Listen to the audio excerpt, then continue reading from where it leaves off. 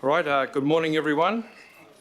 If the councillors that are here could take their seats please. Welcome to the June the 6th meeting of the Transport and Infrastructure Committee. And if we go back in today in history, June the 6th, 1996 was when New Zealand's first wind farm became operational on the windy hills of the Wairarapa. So that's not all that far back, but that was the date that started.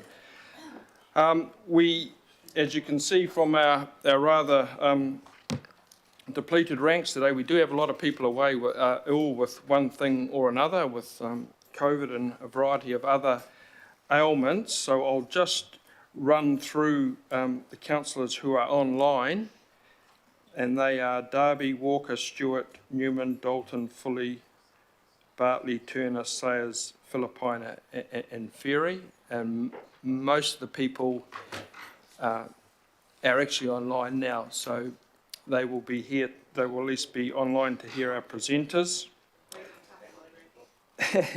Yes, we've only got the last of the hardcore that are remaining. We have apologies for absence from Councillor Hills and lateness from Councillor Williamson, early departure from Mayor Brown on Council Business and Councillor Leone. Is there any other apologies? Okay. Yeah, okay. That's always the case. So there's a motion on the screen to accept the apologies. I'll move it, seconded by Councillor Fletcher. All those in favour? Aye. Carried. Item 2 is declarations of interest. Any declarations? No. The minutes up for confirmation of the last meeting on the 9th of May. I'll move to accept those, seconded by Councillor Fletcher. All those in favour? Against? Carried. Item 4, petitions. There are none, which brings us to the part of the meeting I always look forward to anyway, is public input. We've had some excellent presentations over the last few meetings, and I'm sure that today will be no exception. So in that respect, I'd like to invite our first members of the public. It's Gail and Jean, who are going to be talking to us today on the transport implications for the city centre and waterfront developments. Welcome. All the presentations I think should have been sent through to people yesterday, and there is a presentation for people in the public gallery to see as well. So welcome, Gail. I'll leave you to do the introductions, and look forward to hearing your presentation, then maybe some questions at the end of it. Thank you so much. I've brought my friend Jean with me here today, and I'll speak first and then Jean can speak to it. So I obviously know everyone that's here today and around the few that are here and those that are online, but what you don't know is that I actually have a history of 30 plus years in architecture, and that means looking at design in general. I've worked for all of the large companies over town, and so I have an architectural view of my favourite city, Auckland, even though I wasn't born here. And I made a discovery fairly recently, which is the historic seawall. So if you could show the first... Oh, I can do that, can't I? So what do I do? That one? No? There we go. Okay, so the city centre master plan talks about Britomart West, and it has a few important things in it that it says. It says that it's to enhance a postcard image. It is a strategically important space to be part of the laneway circuits, to be lively, active urban space, a gateway to Auckland, and it talks about the views of the waterfront and a harbour window. Now, I believe that there's a better way of achieving those outcomes. The flyover at the moment is 3 lanes wide. On one side of it at the lower level are 2 lanes and another lane on the other side. So effectively it's a 6-lane road, which is how wide Queen Street was before it was messed with and destroyed. And that is the opposite of what laneways are. Laneways are like Durham Lane, Vulcan Lane, High Street. They're intimate little spaces, and we already have created intimate little spaces underneath. And how that's achieved is that this is the historic photograph of the construction of the seawall. So the road that you see up the top there is Fanshawe Street, and then they've made a really nice sturdy wall there, the seawall, and at the bottom is Sturdy Street, which is at the level of where the tepid baths are. So this is its construction, and so at this stage there had been land that had been reclaimed, and this was to make that wall sturdy. So currently there's some works being done on the seawall, and you see in the left image there's some holes in the floor that are being repaired, and in the right image there you can see that they're repairing some of the reinforcing in the wall. So the idea is to continue from that. What we have here is one of some of the first sailing ships that came to Auckland, and an historic waka. And the idea is to use some perforated metal, like you can see in these buildings here. You've got on the right-hand side, you've got D72 in Dominion Road, you've got the car park building next to the hospital, a building in Victoria Street, and this building at the corner of K Road and Newton Road that's housed by Brown and Thompson. Gary Thompson is one of the engineers that I used to use frequently in my architectural days. The idea is that the spaces that are formed by the flyover make great intimate spaces that could house a fabulous market of artists and artisans. And the downtown car park building behind could actually give you some imaging of what it was like beforehand. And as you all know, that's up for judicial review, so it ain't fully sold yet. This is the space across the other side. It's a panoramic view, so you can see on the right-hand side the entry to the downtown car park, and so it's taking in the view of the little flyover as well that goes into level 3 of the car park.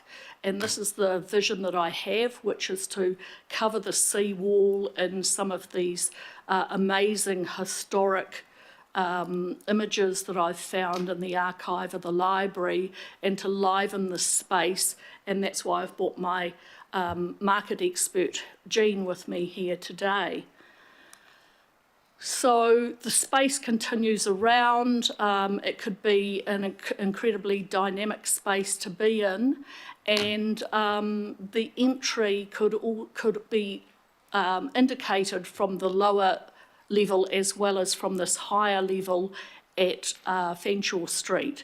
There's already a walkway that goes into the downtown car park, and there's some stairs that take you down through an area that the market would start in.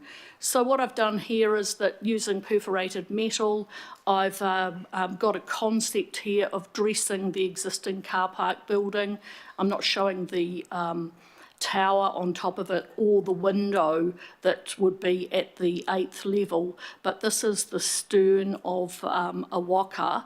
And what's really interesting about that is that each of the waka that came to New Zealand all had their own name as a personality of themselves, and they talked about the whakapapa in their stern.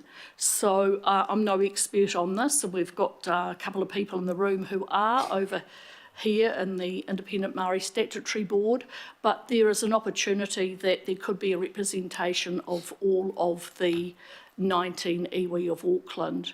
So here's an image of how you actually get the downtown car park to look good, keep the flyover in place, and have the towers built on top of it. This is the window which already exists from the 8th floor, so that's a panoramic view on a lovely rainy night, showing right round. You could just see to the right of it the harbour bridge. That's a little bit closer of the harbour bridge, and then here's an even closer view of the harbour bridge. I will be giving out copies of the Ponsonby News, where I've written an article about how to get people back into the city and how this historic seawall can actually bring tourists into the area. So it's 5 minutes, is not a long time, but I'd like Jean to talk about how he would be involved in setting up a market there. Well, that actually can be the question I was going to ask, Jean, is how you'd think that sort of concept would go from a marketing point of view at this location. Yeah. Well, good morning, everybody. Anyway, well, I'll just read a little bit out what I wrote down, okay, so you can get a good idea of what I believe the market would be. You know, my name is Jean Joavel. I'm here really in support of Gail Baldock's vision with the seawall market. I've been here in Auckland over 35 years now. When I first came, I noticed that there was not an inner city market, but Chinaman's market at the time, and then Victoria market had just started up. Well, anyway, in 2000, along with The Edge, I helped establish the RT Square markets right behind us there. And as we all know, not only helped bring patrons back into the city after the 1998 power cuts, but also helped establish many small businesses within the community. Okay, since then, Auckland, with the rest of New Zealand, has embraced the market culture, as we all know. We now have many markets throughout, but sadly the city's shouting out for something that it can call its own, with a character and identity. And so when Gail showed me that little area, the historic value of it, I think you really need to sort of like pick up on, you know. But it's got a character there that can lend itself to a really good market, I believe, anyway, which is an important ingredient of a market to have character. The seawall market, anyway, straight away has that historical value for Auckland. Yeah, I just believe that if you was to put something down there, it would really enhance the city. We know there was I worked along with Jamie Newman in, the Commercial Bay Market about a month ago, and that went really well. But I also believe that's a different style market. I believe you can have a little bit more grittier market there, just by that bridge, by that wall. Yeah, that's me anyway, and I'm in full support of Gail's vision and when she came to me regarding. Thank you very much, Jean. So we've got a couple of questions from Deputy Mayor and from Councillor Fletcher. Thank you both. How quickly could you start up the market if you were given the go-ahead? Within a few months, I believe. Yeah, if I was given the go-ahead, yeah. And who's the actual landowner? Oh, sorry, I should know, but I don't. Who's the landowner? This is council land, as far as I'm aware. There's a council building right next to it that houses a mower, and that could also add to this and enhance it by being, well, obviously the electricity source, but there could be cafes there and that could be more permanent. And I just want to add on to the what Jean was saying about when it could be opened. It could be open for summer, absolutely. And I believe that as an attractor for tourists, which is basically why people come to a city to look at the history, that Tautaki Auckland Unlimited could be one of the funders. I've also spoken with Heart of the City who think it's a really good idea. So all of that could come together fairly quickly, and we could show how wonderful the space is without causing major disruption and demolition. Would you see the market being 7 days a week or just weekend? Personally, I believe a few stalls there should be set up there, like a really good flower stall, a really good fruit and veg stall, do you know what I mean? A fruit stall, beautiful colours.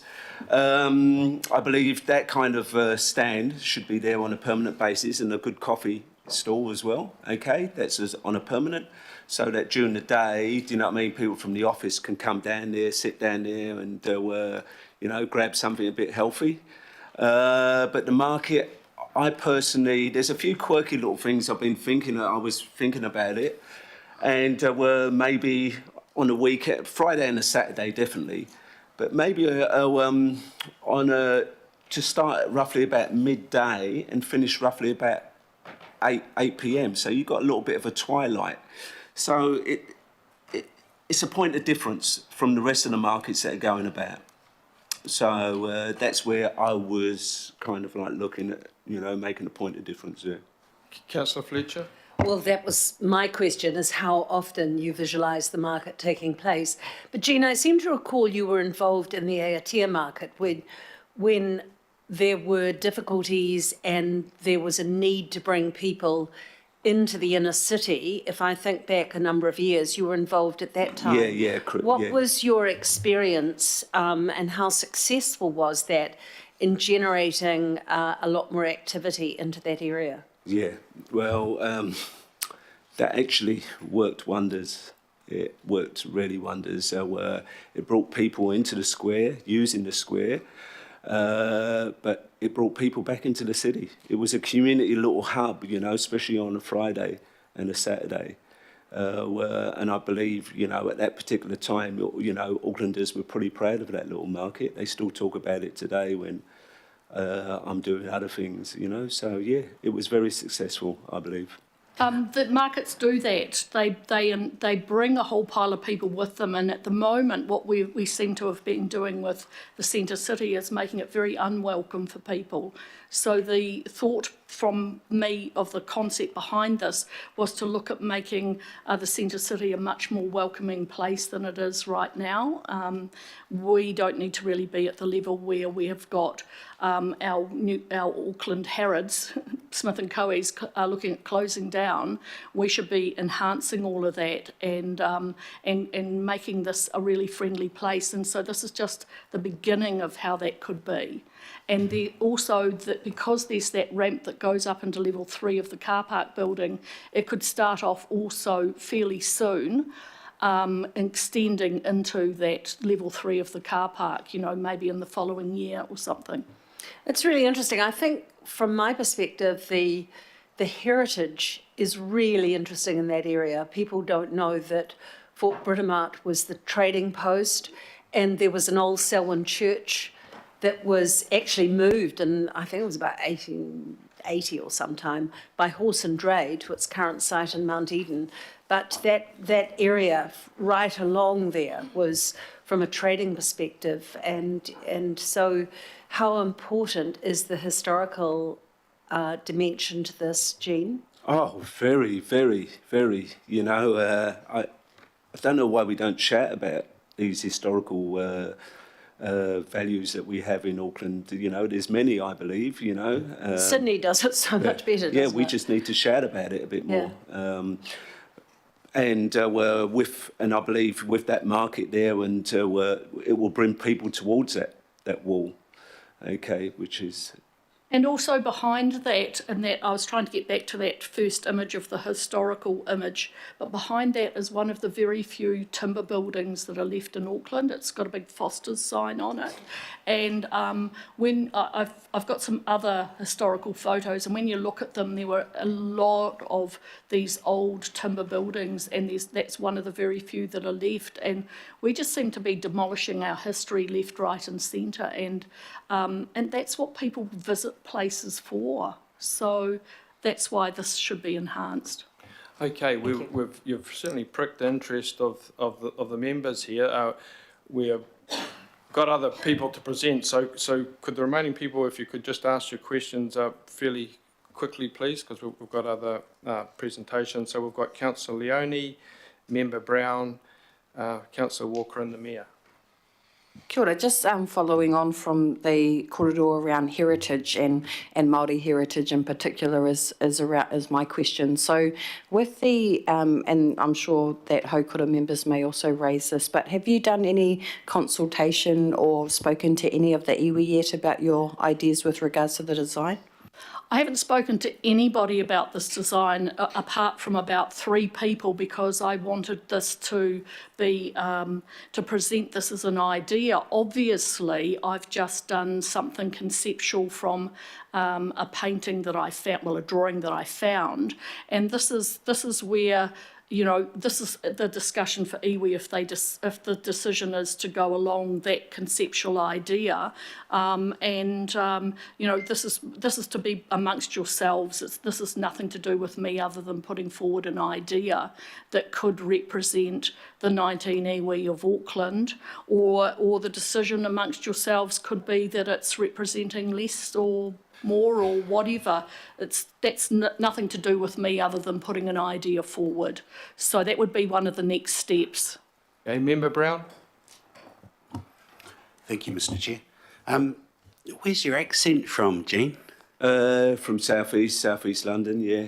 Oh, I was raised in Brixton, so... Okay, I'm a little bit further down, Brockley New Crossway, yeah, Lewisham. He's a Barrow boy. Yeah, nice to hear it, nice to hear it. Yeah. I love the presentation. Markets are about people. We talk about getting people here all the time and moving them around, but what are they going to come in for? So I really resonate with this. Just a really quick question. What are the biggest challenges or obstacles to activating this? Well, right now there is a little bit of work that needs to be done, because you have the plants going in the middle, but for me, I would be hand-picking, certain, artisans, etc., with character, because I believe we need a little bit of character, not people that just sit there. We need a little bit of character, as to get this picture going, and to get the sense that it's been there for a long time. That's really where I'd be looking at, So I'd be going around, hand-picking, suggesting to people that, listen, can you do a nice little flower stall, do you know what I mean? Make sure you look after the ladies when they were, through their lunchtime. Yeah. All these little things, a good little coffee cart, do you know what I'm saying, that someone's going to be talking, not just myself serving the coffee. You know their name, they're going to know you, especially on the fruit and veg. So really want something that it's like if it's been there a long time, with that historical wall, which, that's where I'd be looking. Okay, and do you have or are cognizant of the sort of technical stuff you have to do to be able to enable this to happen? Yeah, I do believe there's a little bit of work down there to be done to get it. Okay. There's work being done down there right now, isn't there? So if that could be put into it. Yeah. But this is a long-term project, so. And the intention would be to, after the work that's done on the repairing of the seawall, to then put this imagery, and there's lots of other imagery, I've only shown a small part of it, but to put that printed onto aluminium sheets across the wall itself, so that reasonably immediately you can start to get the flavour of what the history was of the area. Councillor Walker? Sure, Gail, got a question. This particular area was identified, I think, for transport purposes, to do with buses and the circulation of buses. So how does that work with what you're proposing? Well, as we probably all know, when the buses were sold, they actually had some land with it where they could park their buses, but they quickly sold that land. Where we park buses when they're not used should not be in prime real estate. The bus area that we've got in the adjacent road, that could actually have some covering, some areas to charge buses, and you've already got a location that's more than sufficient for the highest quality, most expensive land in Auckland, and buses should be parked far away from this and not take up these major spaces. Obviously, public transport's important, but for me, as a woman with a disability from having my back fractured, I need to be fairly close to where I'm going to, and I need somewhere safe. And the safest place that I know is either parked right outside here, like I am right now, or parking in the downtown car park. And there are many, many women that would agree with you on how important that safety is, especially how the city has got so much crime in it at the moment. Thank you for your question. Council, final one from the Mayor. Quick one, just when you said if you got the go-ahead, what is the go-ahead? What permission do you need and from whom? You. I'm just going to point the finger at you. Yeah. I've got it. I've got your permission. Well, obviously in this picture there's a space that needs to have the murals made. So that means, like I'm suggesting, Tautaki Unlimited might be the perfect place to get some funding from that. I know that Viv Beck, I met with Viv Beck of Heart of the City. She likes the idea. There's funding across various things, but there also needs to be permission. And if this does end up extending into the downtown car park, then Auckland Transport are the ones that have to give permission of that. And somewhere between Auckland Council, Community Facilities, Auckland Transport is the permission to use this space. And obviously there needs to be funding for this as well on an ongoing basis, because the money for the organisers is not made out of off the backs of the stall holders. This needs to be something that the city decides that we want to enhance this and we want to make this an historic place, and so there needs to be some funding. So there just needs to be some conversations with the right people. Okay, Mr Mayor, would you like to move the motion of thanks to Happy to Gail and second. Jean, and second by Councillor Fletcher, and we will follow up on some of that particular question that was asked at the end and get back to you. So Thank you so very much. much, Gail and Jean, for a very thank interesting you. presentation. And there's Ponsonby News is for everyone, and I've written about it, as you can see, in the Ponsonby News. Our next members presenting today are from the Public Transport Users Association, and we're welcome Niall and Paul Miller. Paul's actually talking about New Zealand Transport 2050, and we have apologies from Magalay Menard, the Executive Director of All Aboard. She's unfortunately unable to attend, but as presenters will be covering what Magalay would have been talking about anyway, I'm sure. So, over to you, gentlemen. I'll leave you to do the introductions, and you've got roughly 5 minutes each. Okay, well, I'm Neil Robertson, Chair of the Public Transport Users Association. I just want to talk briefly about Te Huia, which has recently lost a little bit of funding from the government, and the prime reason for being here is to perhaps suggest that Auckland Council could perhaps contribute a little bit towards it. How do I move the slide? Sarah?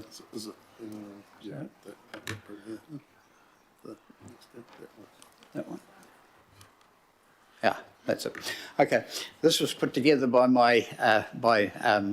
Magalay from All Aboard. I did have input into it, but these are the very, very quick benefits and of it to sell the train to you, of course. The low carbon, safe, comfortable, affordable. I think we all kind of know those advantages. it's actually quite an important service. And for the TERP, which is the emissions reduction program, these are the areas that it actually does contribute to, and I think it's important that we actually take those into consideration when we're talking about this train which is coming into the Auckland area. And so there's a couple of options that we've thought of, and one was perhaps do it on a pro rata basis. I think they've worked out that about 22% of the passengers are actually Aucklanders. But we could actually look at that on a day-by-day basis, and Waikato could do their part of the subsidy, and then Auckland could reimburse. The second option, I was sort of thinking that the Auckland Council could look at Waka Kotahi are doing 60% at the moment, but that will go down to 50% next year. And of course, Waikato region are doing a 40% at the moment. So we were sort of thinking perhaps that could be a 15-25 or a 10-30 cut. Just to, I'll let you people make up your mind on that one. I do think that we should actually contribute. And the reason for that is going to the bottom of this. This is an embryonic service. It's developing. It's going along a route that is growing rapidly. We've got communities in Ngarawahia, Takawata, Pokeno, Tuakau that are growing very, very quickly. And so they will be needing some form of really efficient public transport, and with the railway running through the middle of it, that's really what needs to be looked at for the future. In the southern half of the North Island, of course, they are looking at these new hybrid rail cars to be running Palmerston north to Wellington and up to the Wairarapa. And we really probably need to be considering that sort of deal for this area as well. It could also become an express service for Aucklanders as well. With the electrification going out to Pukekohe, we could make Pukekohe a big stop for it, and then run it as an express all the way through, using the third main as that is developed and getting into Auckland at a fairly fast rate. So that's basically it. We're just sort of thinking about Auckland Council considering a bit of a subsidy for this. I think it's only about sort of something like about $600,000 to $900,000 a year, depending on which percentage you go for. Yeah. Hey, thank you, Neil. Okay. Paul, yes. Sorry, Neil. Well, Paul will take over from there. Yes. Sorry, I need to push to. I don't know. Talk here. There we go. I wanted to talk about trains to QMU, which I think, here we go. Let's start very simplistically. We all know what the problem is. We've got a road, one lane in each direction. I know in the plans and with the change of government, they're talking about a bypass, which will obviously take time to build. It doesn't achieve modal shift. Doesn't really solve public transport. The problem is actually there, and the interesting thing from the problem, and I think it's really important for this group to understand, and where I think it's very, very poorly communicated by AT in the past. People that live in QMU don't work at Britomart in majority. So we've had multiple public meetings in QMU. So just think, if you're a young family, you're considering where you're going to move to. If you're considering QMU, it's usually because you work in an industrial zone in West Auckland, or you've got your kids going to West Auckland. That's what people in QMU and surrounding areas actually want and do, and the feedback that's been provided. We have huge local and cross-party political support for the use of this line, which is only used twice a day at best by KiwiRail for their freight service ultimately to Northport. So it's a piece of upgraded rail. We're not talking about something that's about to be mothballed. In the first term of the previous government, it was upgraded at significant cost. Stations already exist. We've also got, we assume they're still around, the DMU units, which could be used for that service. As a lobbyist, we also have the support of central government and cross-party political support in central government. What we're asking this group to provide feedback for is encourage Auckland Transport to look at this seriously as an option. It's been pushed back since 2009, despite the significant investment in rail to this part of Auckland and the growth of this community. That's all I had prepared to say, but any questions? Yes, I'm sure there will be. There are some questions already, Paul and Neil, if you don't mind taking them. And of course, we did have a reference to trains to Huapai by NZTA at our last meeting.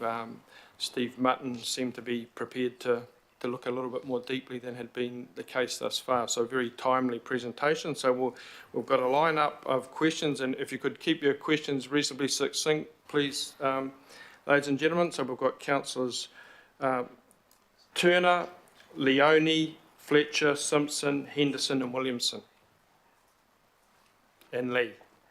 Thank you very much, Mr. Chair. I certainly am a supporter of trains to Huapai. Just one question: is the Swanson Hill Tunnel, is that a significant problem? Is it a partial problem? Where does that sit in getting this thing unlocked? No, the problem, there's no real problem with the tunnel. I did a report for Minister Wood on this, and we had our engineers out at Glenbrook Railway actually work out the solutions to that. The problems were end egress, so we've found that we can engineer in a front door on either end, so that's not a problem. Also, the other problem is fire, and we've got fire suppression systems that we can use on these rail cars. And just to let you know, our fire suppression systems are used by Kiwi Rail, so our engineers are good. Okay, thank you, Neil. Thank you. Councillor Leone.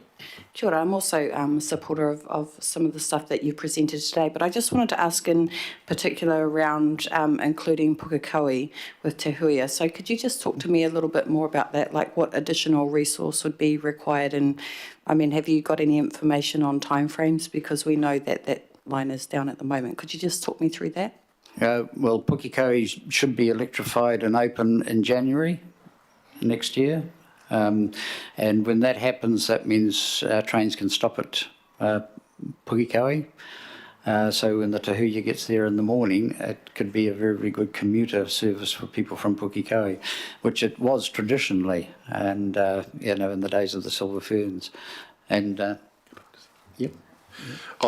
Just to add to that point, for residents of Pukekohe and the emerging stations to the south of Auckland, I think the council itself missed a great opportunity with central government in terms of responding to their transport plan. One of the items on their plan was the investment in the third and fourth main. I think Auckland Council should be saying at peak times that it wants to use that for express services for people in Pukekohe in those southern stations. So it's a really attractive option to jump on a fast train rather than stopping at every station. This is something that Auckland as a region doesn't have to pay for because it's already being funded under that central government model, but it's a great opportunity for those residents to have a timely service into central Auckland or key stations along the way. Yeah. Thank you. Councillor Fletcher. It's often said that what's wrong with our transport is we don't have enough women in terms of forming policy to bring common sense to the table, but you three bring common sense, and I really applaud your advocacy today. One of the agenda items for us to consider a little later on is the integrated transport plan.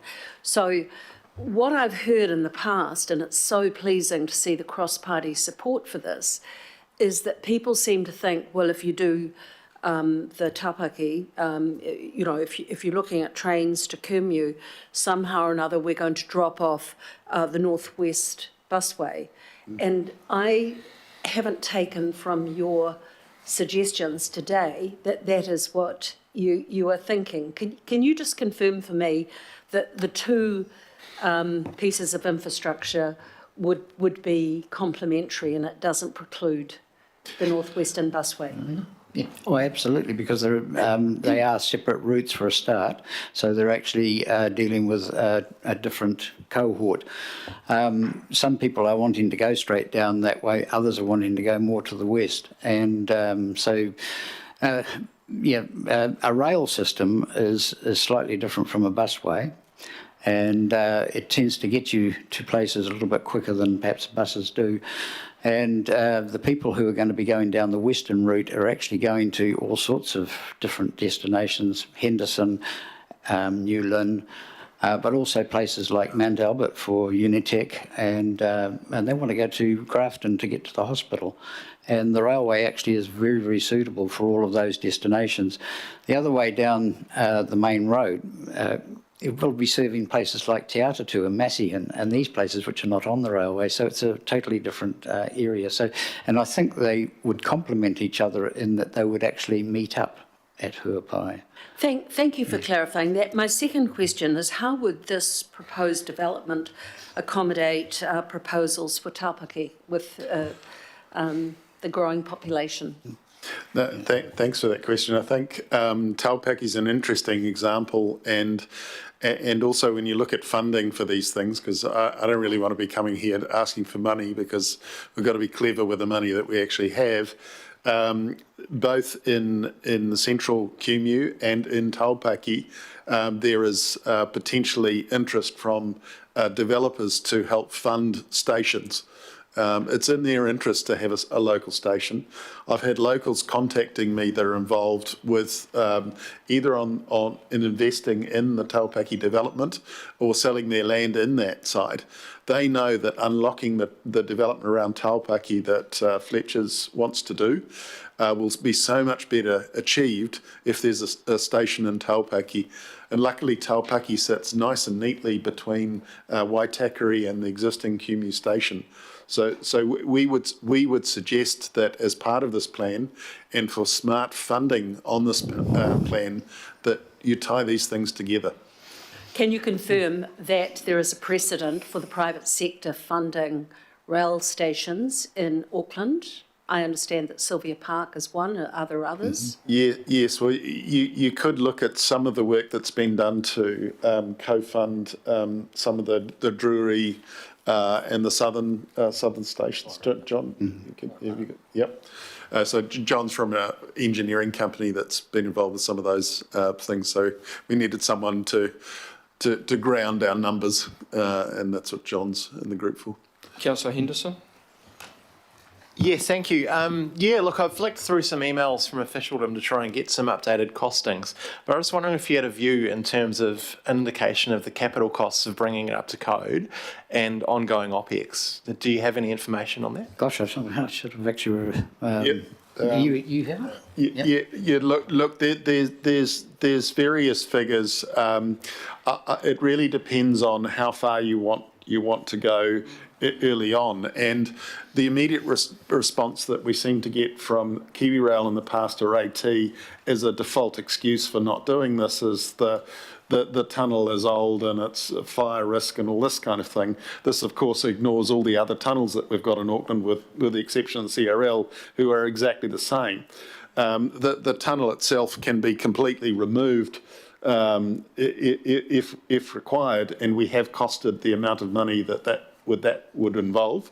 That would allow the double tracking of that area. So you're looking at maybe 100 to 200 million for that. That would be something I'd be asking central government for, and certainly not in the first phase of the project. And proving this, we don't believe it's required. As Neil said before, on the fire suppression side, we could run the service without needing to do that. Yeah, and I think the $200 million actually is the electrification all the way through there, as well as getting daylighting the tunnel.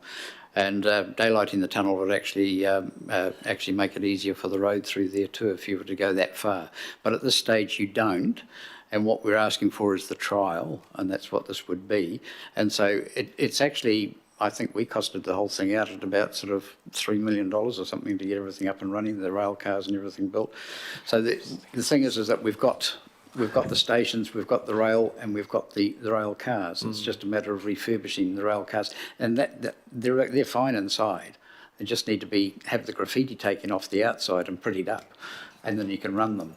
Okay, thank you. Thanks, Chair. Just a little quick one, and this might be a little bit cheeky, but would your group see this as kind of an alternative to extra capital spending on roads through there? No, not necessarily. At the moment, it's what's absolutely necessary. I don't think that area there has got any coherent transport plan that doesn't start 10 years from now. At the moment, there is nothing that's coherent, and this is coherent, and this is needed now. And I honestly believe it will be a success, so that in time, in 10 years, the railway will actually become a big part of the coherent plan for that whole area. Yes, Sir Williamson. Yeah, thanks. My question's to do with the Te Huia train and your request for us to provide some funding. What sort of percentage of the operational cost, forget CapEx, but just operational cost of a public transport system do you think the actual user should pay? What do you think is a realistic percentage of that operational cost for them to be paying? Internationally, the average is about 25%. Right. Can I give you figures from the Minister of Transport, Labour Minister of Transport, David Parker, last year to Parliament? These are written questions 19997 and 19998. You may want to look them up. Up until the date he answered this, the total Te Huia operational costs for the 3 years that had been running, 21, 22 and 23, was just on $13 million. And the fares paid by way of farebox by users was 402,000. That's 3.1%. 3.1% is being paid for by the people using it, and the rest is by either the Waikato Regional Council or New Zealand Transport Agency. Okay. Part of that is because those first couple of years were through the COVID period, and also it was a new service. And new services traditionally always start off slow. And with COVID on top of that, the numbers were quite low. So however, what is it now? Now the numbers are coming up, and they are actually on what was required. Well, what is the percentage they pay now? I don't know. Well, I've got the most recent figure, and it's 7.1. Okay, I know that it's about 25. The percentage per kilometre is well, it's 72 cents per kilometre. That's what the subsidy is. In Auckland, we pay 91 cents per kilometre for the trains in Auckland. So that's the figure I know, and that actually means that it's actually cheaper to run the Te Huia than it is to run Auckland trains. But I agree with your original answer. I think that users should be paying 25. I'd actually put it at 33, but let's go 25.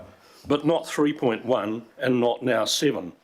So why is it they're not picking up a lot more out of their fare box? I'd like to actually have a look at your figures. These are answers to the House of Parliament. They can't be wrong. I think we've got the point there, so we're not really debating this issue. Councillor Lee?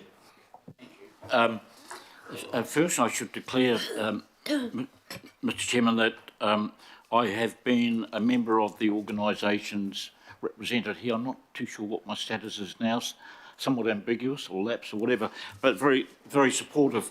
I want to ask two questions, if I might. The first one relates to Te Huia, which was instituted with important political support from central government, support which has been lacking for the second item I wish to talk about, and that is the Huapai extension. In terms of its viability, and I'd make the point, I think Councillor Williamson's concerns are well-founded in terms of percentage. I don't think we should assume that what the service provider is charging is completely competitive and comparable internationally. So we have to factor that in as well. It sounds a small percentage, but it may be, as has happened in the past, the provider is charging quite a lot. But anyway, my question is, in terms of making this service, important service, more viable, there seems to be two options, and I would like your comment. One would be the original idea of interregional services, and it actually happened with the Northern Explorer, of berthing in the central city at Britomart Station. So that's until AT evicted, if you like, interregional trains because of lack of capacity, they said. And the second option is a cross-platform transfer as soon as you get into the Auckland electric passenger services. Could you comment on those two options, please, in terms of enhancing viability? Absolutely, because one of the things that's a big turn-off for users is the fact that it doesn't go all the way into Britomart. It stops up at the Strand, which is quite difficult to get from there to the rest of the city.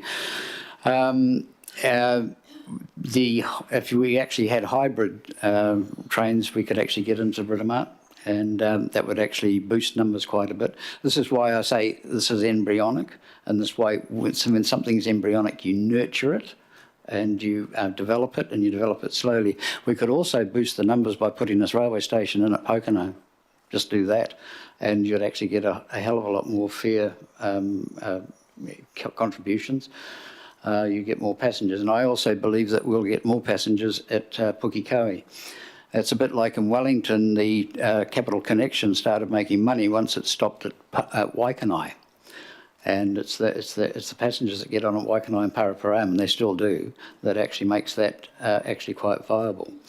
And almost to the point of making a profit. It used to make a profit when Waikanae actually wasn't electrified, but as soon as Waikanae was electrified, then it actually had to take a small subsidy. But yeah, the other thing that we could do to enhance is to perhaps have a small fare for people who are gold card holders. And at the public meeting we had in Hamilton recently, there are a lot of gold card holders there who all said that they would be prepared to contribute something to this train. So those are the sort of things that we can develop, and I see this as the development of regional services. And to answer and to talk to Mr. Williamson's things there too, if you actually have a look at the funding of roads and compare that with the funding of rail, it does not a pretty picture either. All users of roads only pay 55% of the costs of roads. The big trucks actually that damage the roads only pay 28% of that 55%. And motorists actually are subsidising them, but motorists only spend that's still a small proportion. So it's not as if the motorways are actually making massive profits. Both transport systems cost money, and it's just which are the best ones to go. And considering that all of the costs of roads are usually externalised, and the costs of rail, the benefits of rail are externalised, we don't actually see the two modes. Thanks. I'm looking more at the specific rather than the general principle of making this thing, keeping this thing on track. I'd make the point, the assumption that you'd need hybrids to get into Britomart. Britomart was designed as a diesel station and worked that way for many years. But my second question relates to Huapai. And how do you see that working? Obviously, we're not talking about extending electrification to Huapai, at least at this point. You're talking about a shuttle diesel service from Huapai to Henderson, or how does that work? No, just up to Swanson. And at the moment, all trains that arrive at Swanson berth on platform 1. But there's another platform on the other side. So they berth on platform 1 ready to go back out again. And so the trains from Huapai just come and berth on platform 2. and so the passengers just go over the bridge and that's that. So it's as easy as that. As simple as that. Yep. You'd be aware that the Huapai station is one of the newest stations in the region Yes, that it has is. really been used. So we can't say there's an infrastructure issue, really, can we? No, there isn't.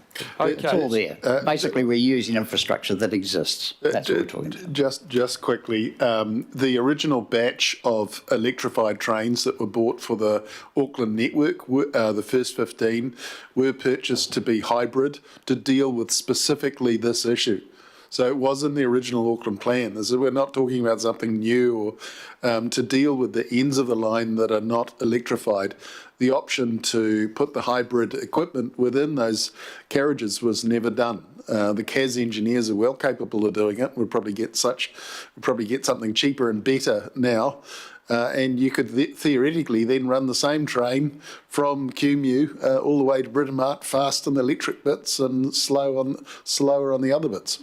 All right, we'll have to cut that one off. There is some other people want to ask questions, but it's been very informative. Councillor Lee, would you like to move the motion of thanks and yes, the request? I'd like to move, Mr Chair, and also I'd add a request be... Okay. Yeah, that is, so we have added a request there to report that would back. be helpful, because we have a call for help here, and that's all very well and good. I would be the first one to dash off and want to assist. However, the council itself has to investigate the benefits the region would have about these services, and I think that would be helpful to get a report back from Auckland Council rather than AT. So yes, I'm happy to move that. So the Director has noted that it's been moved by Councillor Lee, seconded by Councillor Fletcher. Can I just add a wee bit to that, Mr Chair, if I could? I just want to, for the management to report back on the interests that the region could have in maintaining these services in terms of transport, in terms of planning, and in terms of a reduction of carbon emissions. So a more holistic report from the council's point of view rather than AT's point of view, which we know is not very helpful. Thank you. Okay, so we've noted that it's been moved and seconded. All those in favour? Aye. Against? Okay, carried. Thank you very much, gentlemen. And once we have that, we'll get back to you, because we know that you've got an abiding interest in this and have provided some interesting technical information there that people may or may not have been aware of. Thank you. Okay, final presentation and public input today is from Heart of the City, and that's to do with time of use charging, and we have the Chief Executive of Heart of the City, Viv Beck, here to address the committee. Welcome, Viv. I'll leave you to do the introductions, and the floor's over to you. Thank you. Tanya Loveridge is joining me. We don't have a presentation. We had a late confirmation of permission to come, but thank you for having us. Getting people back into the city centre is a top priority, and some of that is through really some exciting things that we're working on to do that, but it's also about reducing barriers, and there are a number of those. I think if you put yourselves in the shoes of a small business trying to trade out there, after nearly a decade of construction, COVID, post-COVID issues, cost of living, it's pretty tough going right now. And if I just give you a snapshot of where we're sitting, the foot traffic is about 70% of pre-COVID, so that's about 50,000 people down around Queen Street every day. And I'll give you some numbers too, given we're talking about time of use. The number of people coming in the morning peak, 5 days a week, 7 to 9 a.m.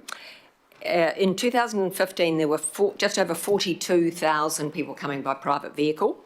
By 2023, this had dropped 45% to 23,000. So that's a drop of about just over 19,000 private vehicles a day.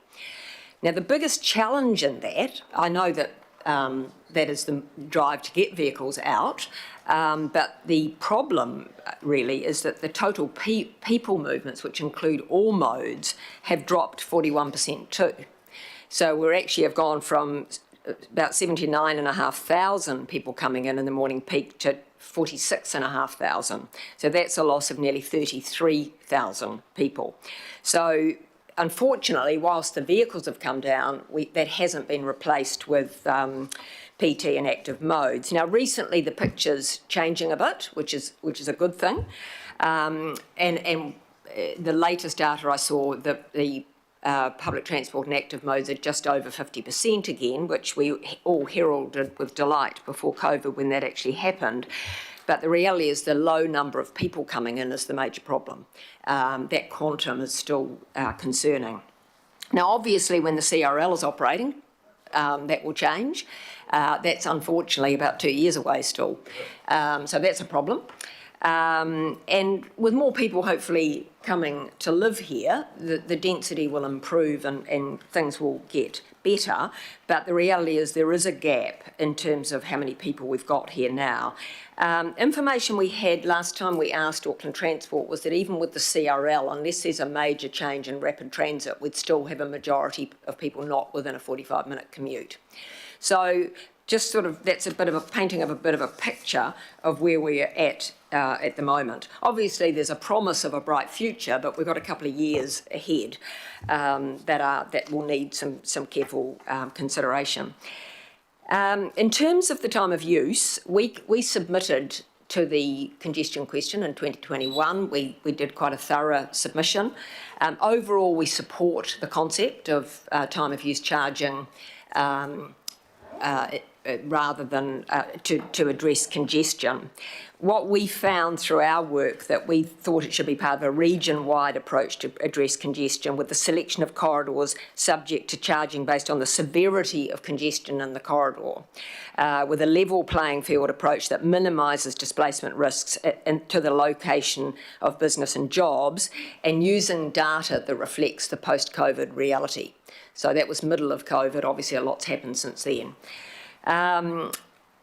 And while the cordon, the city centre cordon, I know not everyone's talking about it, but it's still appearing in the paper as an option to be considered, so that's why we've come today. While the city centre cordon was not one of the top rated options in that congestion question report, primarily due to its limited geographic coverage and corresponding limited potential for impact on overall network performance, it was deemed to be low risk.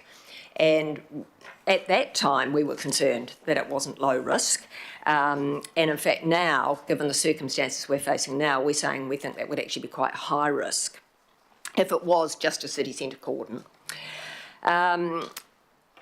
Unless we get a major increase in the number of people living here in that time. So that's the big thing. If you look at the Stockholm example, they got a 20% more cars, 5% increase in PT. Well, based on our current situation, that wouldn't solve our gap. It would actually widen the gap. So really what we're asking for in the work that is ahead is that it should be part of a fair approach to reduce congestion pressures where it is more severe in the roading corridors, not penalise one destination over others. So what we're asking for today is quite specific. We understand the work is ahead, and that's a good thing. We will have opportunities to be involved in that, and it needs to be determined what is the optimum way to charge time of use, where and when.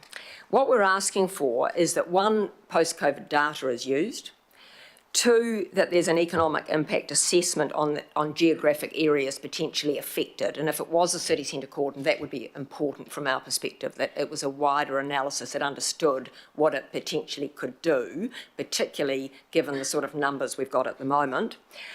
Timing will also be important, including for trials, because one of the things that have come out through our feedback is that if there isn't good public transport, it's just another barrier for people.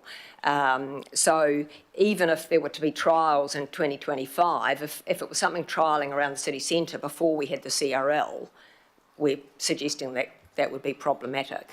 So our ask is quite simple. We just want to use current data. We want the consideration of the economic impact on places potentially affected, and good consideration around timing. Thank you very much, Vivian. I see Mark Lambert making some notes there, I hope, on those very points that you've raised. Do we have some questions from councillors? Deputy Mayor. Thanks, Chair. Thanks, Viv. Look, I'm just interested in your scene setting from the very beginning. You talked about data, pre-COVID, etc.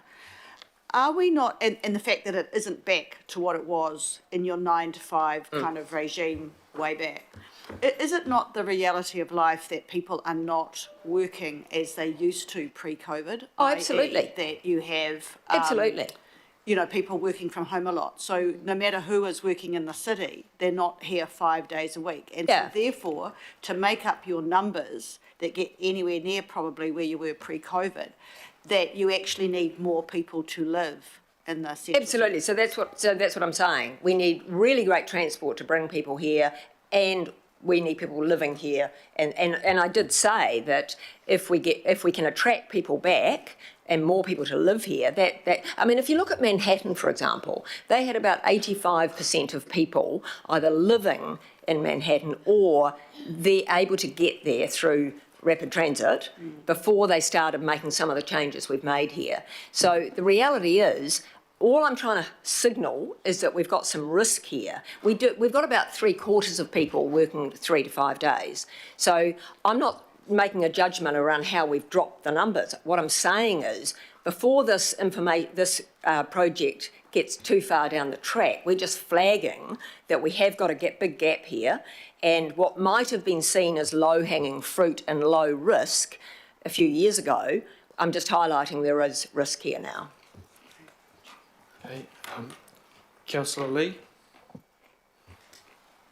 Thank you very much, Viv, and thank you for the good work of Heart of the City. It's appreciated and important. In terms of, I've heard you say on recent occasions that the city now is in a difficult situation, lower foot traffic, public perceptions, negative perceptions for various reasons, shops for lease and all the rest of it. And you have said that we're just waiting for the CRL to open up, and then the problem will be certainly improved. I've thought about that recently because I had the same opinion as you. Everything will be okay once the CRL starts. The millions will be flooding into the city automatically. But I'm starting to question that now. I just want your view. I recall that in the year 2000, rail patronage, for instance, was 2 million per year, and to get it up to 20 million per year took a long time and a lot of work, and should not be taken for granted. Do you think that we need to work together with your organisation in terms of examining how we can increase public transport access to the city, particularly rail, which is lagging? Your view, please. Oh, look, thank you, Councillor. I think that's a really fair point, and people are sharing that view. I'm trying to be optimistic, but the reality is we've got a big challenge here. And I think we've always said, actually, right from I presented to Council in about March 2020, April, I think, and said, what is happening here is the biggest thing we will see. We'd lost 90% of our street trading business. We have to take a very collaborative approach here. And I still maintain that's right. Whether it's dealing with the safety and the social issues, whether it's dealing with the access issues, because they're big. If I look at the barriers to come here, access is ahead of safety. Now, that tells you something. People are finding it difficult. People are finding it difficult out here when they get pinged, an elderly man, $300 in that EVA. We've got to make sensible, practical decisions to make the place appealing, have great things to attract people back in, but also I do think we have to have a more collaborative approach. I'm signalling that there is a challenge here and the circumstances have changed markedly. Optimistic as I want to be in my role, obviously. Sure. But realistic. Yeah, we've got to be realistic. Councillor Leone. Kia ora. Thank you very much for the kōrero this morning, and I know that you also voiced some of these concerns at regulatory the other day. Just following on from the comments from the Deputy Mayor around bringing more people into the city centre to live, and I know, of course, you've talked about the safety concerns and so on, but I just wanted to ask you, have you got any data around the fact that living in the city centre, like I'm trying to get an idea of what other things you're doing to try and promote actually people moving into the city centre, and if you've got data on it being cheaper, things like that, because we've got a housing crisis in Tamaki Makaurau, but we know that there's a lot of empty apartments in the city. And we know that some of those apartments are obviously cheaper to buy or cheaper to live in than other parts of Tamaki Makaurau. So I just wanted to kind of get an idea, because I know the other day you spoke about one of the draw cards for bringing people in is the events, 8,000 people coming to the Writers' Festival and so on. But just, yeah, what else can we do in that respect in terms of the council? Yeah, I'm pleased to say it was 85,000, so that does show that people do love events. Yes, no, we do. I mean, we're a business association, but we do have feedback that tells us what different groups think. Safety is really critical, which is why we're all working on it so hard, because people at the moment, unfortunately, some residents are pretty unhappy with what's happening around them. So we do need to make it safer urgently. But they like activity. They do like things like markets and community type events. I mean, we have, we promote a lot of activity. It's very diverse, which people like, from big events to smaller community events. I've just come from something this morning myself. That's the sort of thing that residents like. They like a sense of community and activity, nice places to be, public spaces, green space, that sort of thing. Oh, that's great. It was just if you think there's anything else we can be doing as council to promote people living in the city centre too, but I know it's probably a different kaupapa. And there is a lot of work happening to do the positive things. So, we are working with Tautaki and Eki Panuku and others through the advisory board work to make sure there are coordinated activities around the positive things as well. Right. Thank you. Okay, thank you, Viv. So we've got a move of thanks from the Deputy Mayor, seconded by Councillor Fletcher. Thank you, Viv and Tanya, for coming along, and certainly we've made note, and the assumption is, of course, that Heart of the City is going to be a key stakeholder in the time of use, and I think the item today will certainly be looking at how people are going to be engaged with, because there are a lot of parties that we need to find out information from. So thank you for giving us a heads up. So it's been moved and seconded. All those in favour? Aye. Against? Carried. Okay, thank you everyone who presented to us today, and for the council's eagerness for questions, which I think solicited some quite informative responses. That's the end of public input. We go to local board, and there is no local board appearing before us today. Item 7, extraordinary items, none that are known of, which brings us to item 8, is the first substantive matter on the agenda, which is an update on the preparatory work for the Auckland Integrated Transport Plan. And we'll invite the team up for this. I have Robert and Amanda. And Robert, I'll leave you to do any other introductions that are required there. And we've got a presentation that is also available online. Welcome.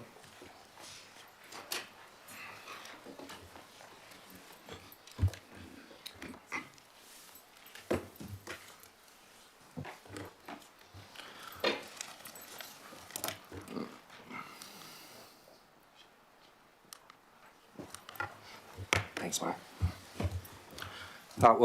Kia ora koutou. Good morning, everyone. Thank you, Mr. Chair.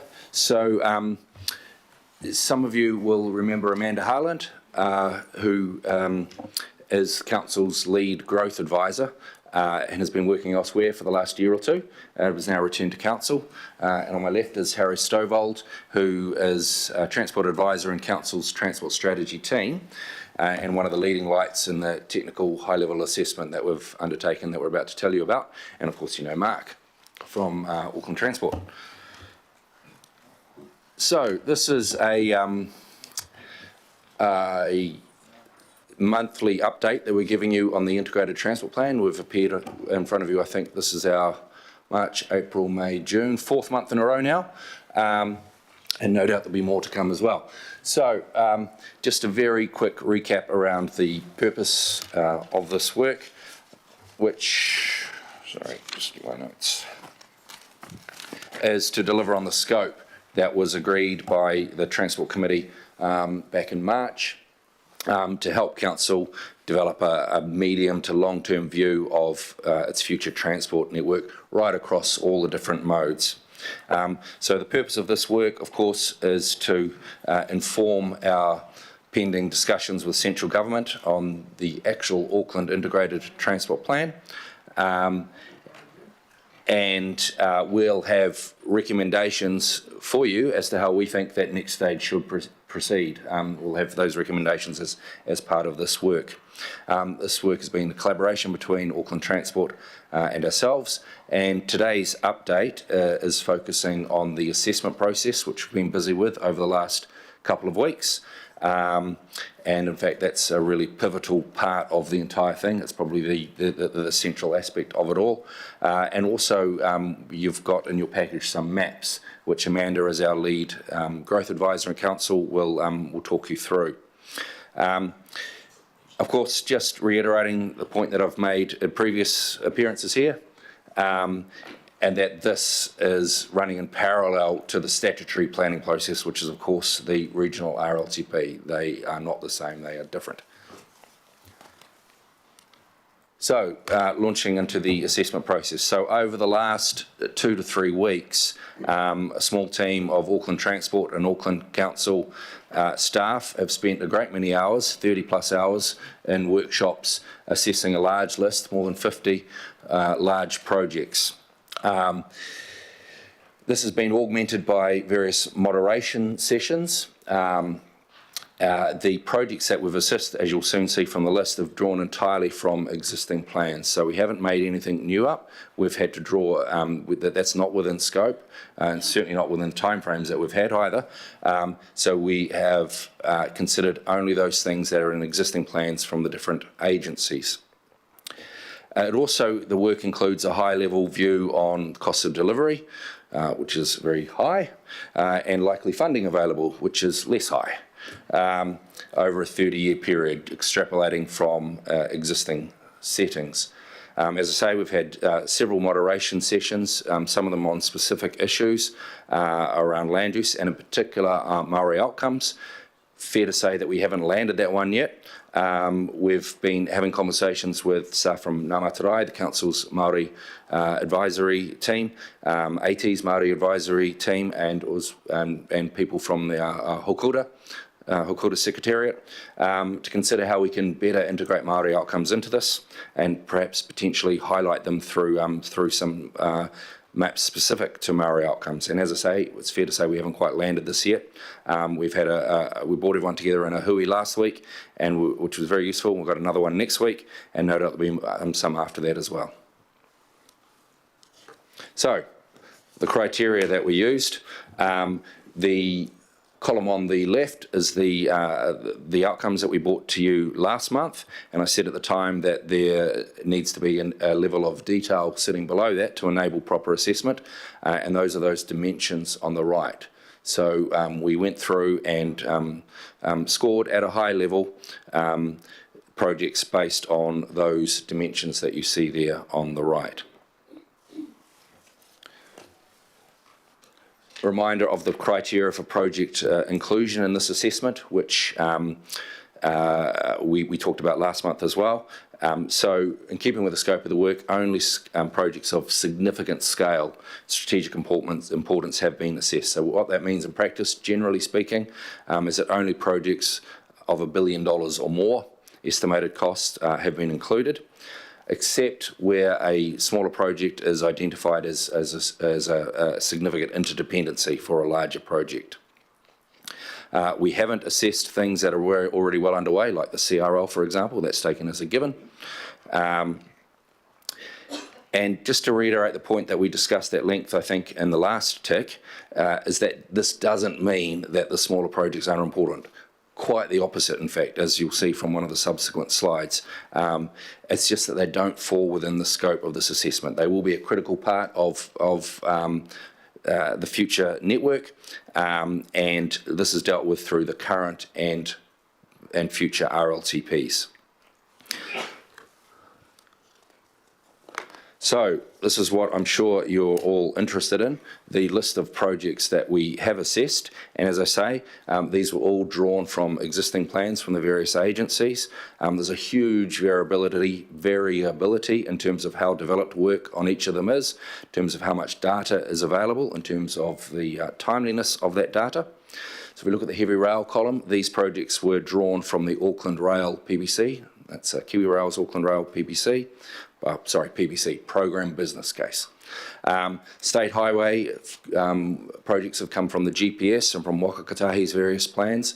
Column on the right, SGA, is the Supporting Growth Alliance. Unfortunately, I think this slide is, the deck of slides up there is a slightly earlier version. Never mind. That's the work undertaken by an alliance of various agencies and private sector players looking at what transport projects are needed to deliver on Auckland's growth plans, particularly with it has a particular greenfield focus, but not exclusively so. And also in that same category, we looked at the AHP, Auckland Housing Program, Kaingora's Auckland Housing Program, and the transport investments, the package of transport investments required there. Moving on to rapid transit network projects, you can see there are a large number of them, all drawn from existing plans again.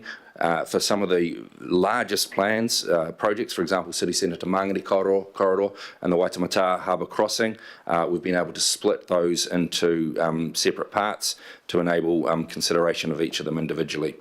And some other public transport projects as well that don't fit the criteria for rapid transit. Just dwell on this slide a little bit. So I must emphasise that the assessment that we've undertaken so far is it's draft, it's high level. We haven't finalised it yet. We will be sharing it with you at the next session, which is 2 weeks from now, the workshop. The real value of this work, and we think it's been very valuable, was, as far as we're aware, this has not been done before in terms of bringing together all the various plans of the various agencies, putting them all together and considering them holistically. I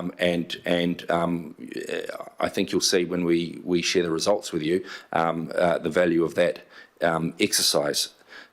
We think there's a need for a next stage of work, whether it's with central government or not, which will, where we're under less time pressure and we can do a even more robust job of the assessment and consider things that have fallen outside of scope for this particular piece of work as well.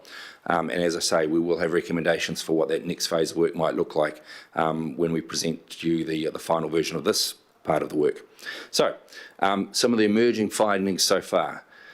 It will come as no surprise to you that there is a very large gap between the combined cost of all the various investments and the likely funding availability. We're still nailing down these numbers, so I won't give you a particular number at this point, but that gap is likely to be many tens of billions, if not more, over a 30-year period.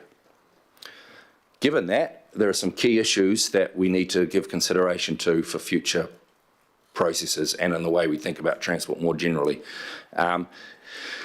So many of these projects, of course, are developed in isolation of each other. And as I say, the value of this work is trying to bring it all together.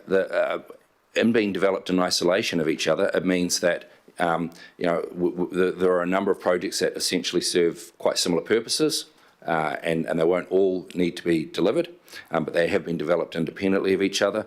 And generally with projects, as I say, of this nature being developed independently, that tends to encourage or result in at least scope creep and the resulting cost escalation that comes along with that.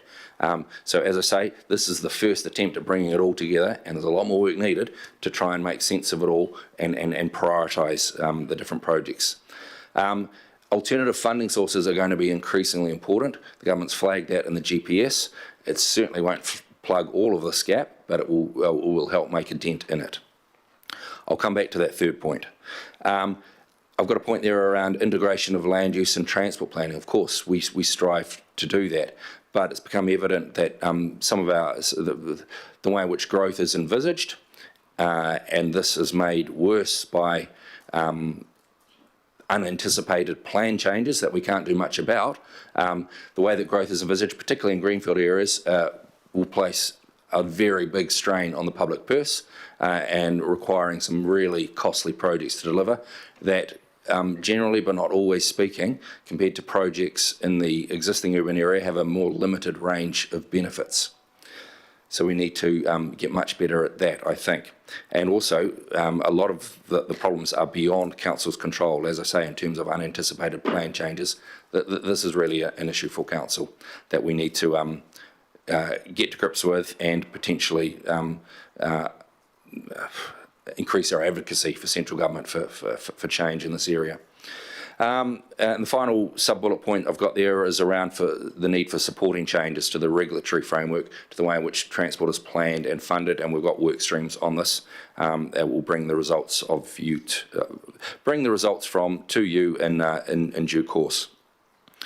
So even with all those kind of considerations of key issues that were flagged there, it's pretty evident that we simply won't be able to deliver all of these projects over a 30-year period of time. And in some cases that's fine because some are alternatives to each other. But nevertheless, there will still be a number of highly valued projects, each of which will have their own constituency, that we simply won't be able to deliver unless there's some kind of step change in funding availability. So trade-offs will be required, and this work will assist you over time helping to make those trade-offs. So we need to do things differently, which brings me back to that third sub-bullet point there, and to an earlier point that I started making around the need to refocus on some of the higher value, smaller investments, both in terms of how they get the most out of the higher priority big investments, large projects that we will need to deliver, but also in terms of getting the most out of the existing transport network. Because whatever the number comes out at in terms of the combined costs of these large projects, it will be a much smaller number than the value of our existing network. Hence the need to leverage investment to get the most out of that investment that we've made over many decades. So I think that is a summary of the key emerging findings at this point. We can go into that in more detail during the workshop and, of course, during subsequent public sessions as well. So I'll just hand over to Amanda now, who will talk about the map. Thanks, Rob. So I'm just going to quickly overview the maps that you will have seen attached to the agenda item. The project assessment process considered where and when growth occurs together with Council's long-term strategy for growth. As you will be aware, the Future Development Strategy was adopted at the end of last year.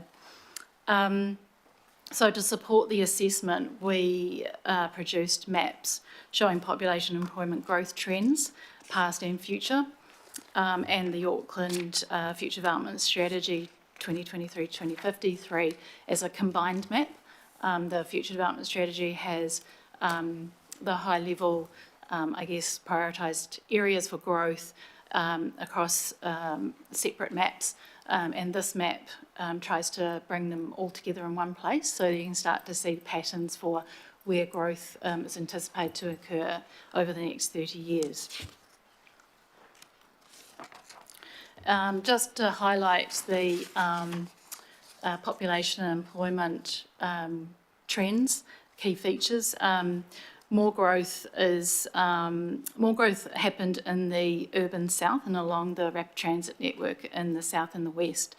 Future urban locations reflecting live zoning were a feature, and either through the live zoning was either through private plan changes, as Rob has already mentioned, or decisions to the unitary plan.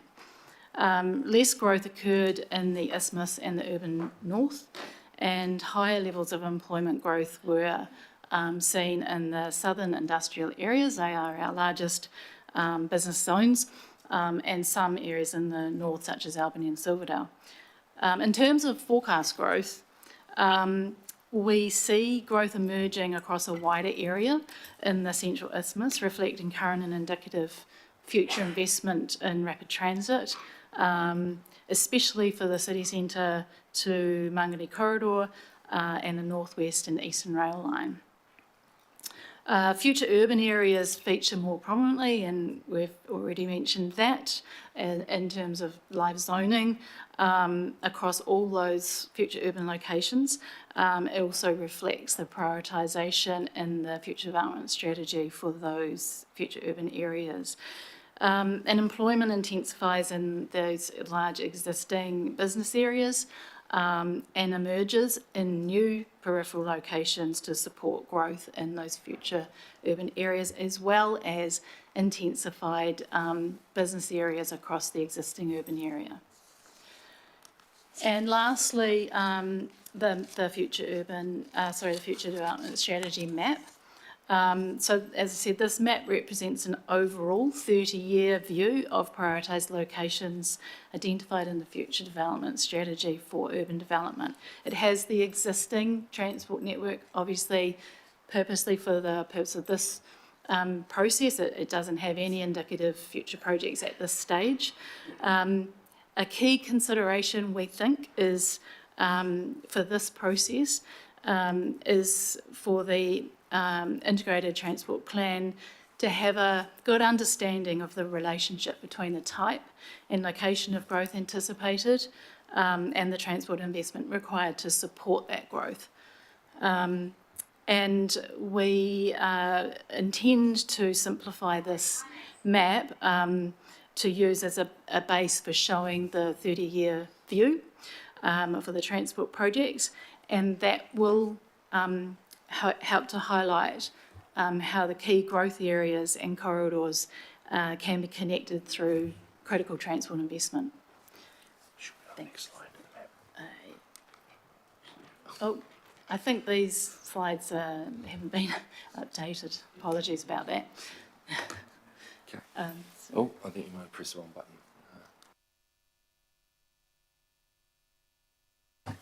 Right, thanks, Amanda. So just to wrap up, thanks. Right, so as we say, there is a workshop on the 19th of June for your initial consideration of assessment results, which will come to public forum soon thereafter. Future meetings of a TIC, there's some of the things that we'd be like to focus on, including project prioritisation, which is obviously going to be falling out of that high-level assessment, which is obviously going to be very important, and importantly showing it on spatially on a map overlaid with growth and land use type considerations. Maori outcomes, I mentioned that before. We will have more to say on that in the future. And also there's another bullet point I should have added, really important, working with AT on how we think the next phase of work should look like, which we think is very much needed. And ideally that will be with central government. But even if government doesn't come to the party, then there's still a lot of value in AT and ourselves working together to flesh some of the issues that we're going to identify in this initial phase, to flesh it out a bit more. And there is the map that Amanda was speaking to. Thank you, Mr. Chair. Thanks for that. I'll open up to questions now. First question, Councillor Ferry. Kia ora, thank you. It's working. The question I had was around level crossings, and obviously, you know, that's you've got that on the list there in terms of Southern Line and Western Line, massive potential investment required there.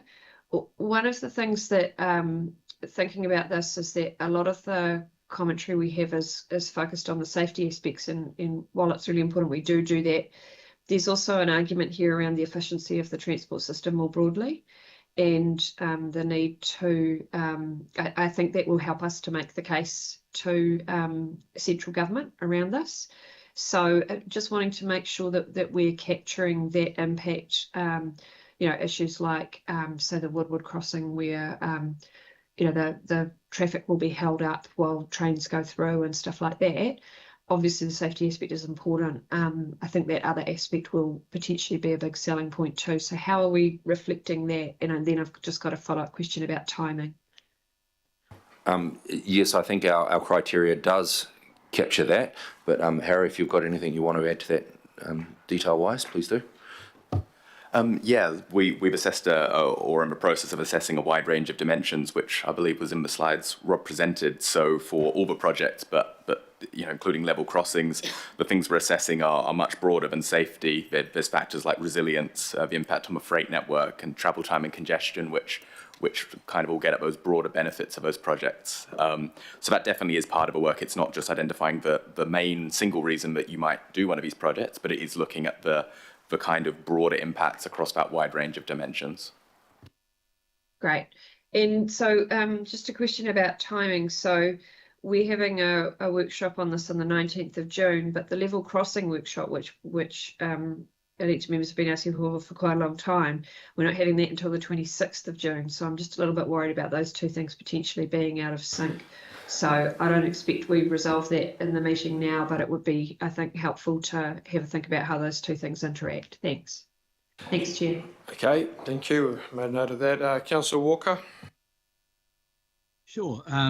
In respect of the list of projects you've got, have you got a project around what might be called smart transport? And that is particularly around making the existing network much more efficient through the use of intelligent intersections and so on. And that goes to the movement of not just vehicles, but pedestrians, cyclists, and so on. And I'm referring to technology that's already in play in other cities.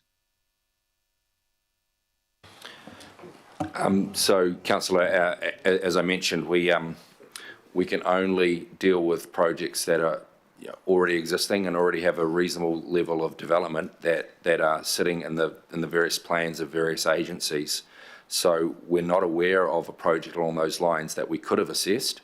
And as I say, we don't have the scope or the time to be able to start afresh with something reasonably new. That said, of course, Auckland Transport has all sorts of programs to improve the efficiency of the transport network along the lines you're suggesting. It's likely that none of them are necessarily of sufficient scope, sufficient size to be assessed through this type of process. But again, the next phase of work where we're dealing with this in a more detailed and less time-pressured way, at your direction, that is something that we can potentially look into. Okay, the other question I've got through you, Mr. Chair, is in respect of the disruptive effect that's starting in other cities from the introduction of full self-drive and the application of artificial intelligence, the introduction of cybercabs.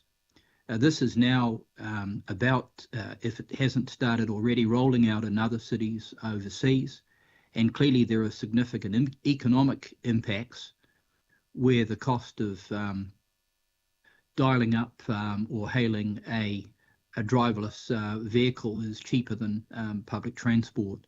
So is this something that you're looking at in respect of its impact on the projects that you're evaluating? And if I can just bolt on a question related to my earlier question, and that is that if the impact of efficiency is significant and it builds on existing technology and other cities are deploying it with success, why aren't we including it? Because it could well be a lot cheaper than many of the other things you're suggesting. So two related questions there. Thank you. I think, Councillor, that the answer to your first question is probably very similar to the answer to these two questions as well. It's not really in the scope for this particular phase of the work and the particular type of projects that we've been asked to look at. We have to deal with the information that we have in front of us. You know, and you'll see one of the assessment criteria is around, oh, we do have this up here now, okay.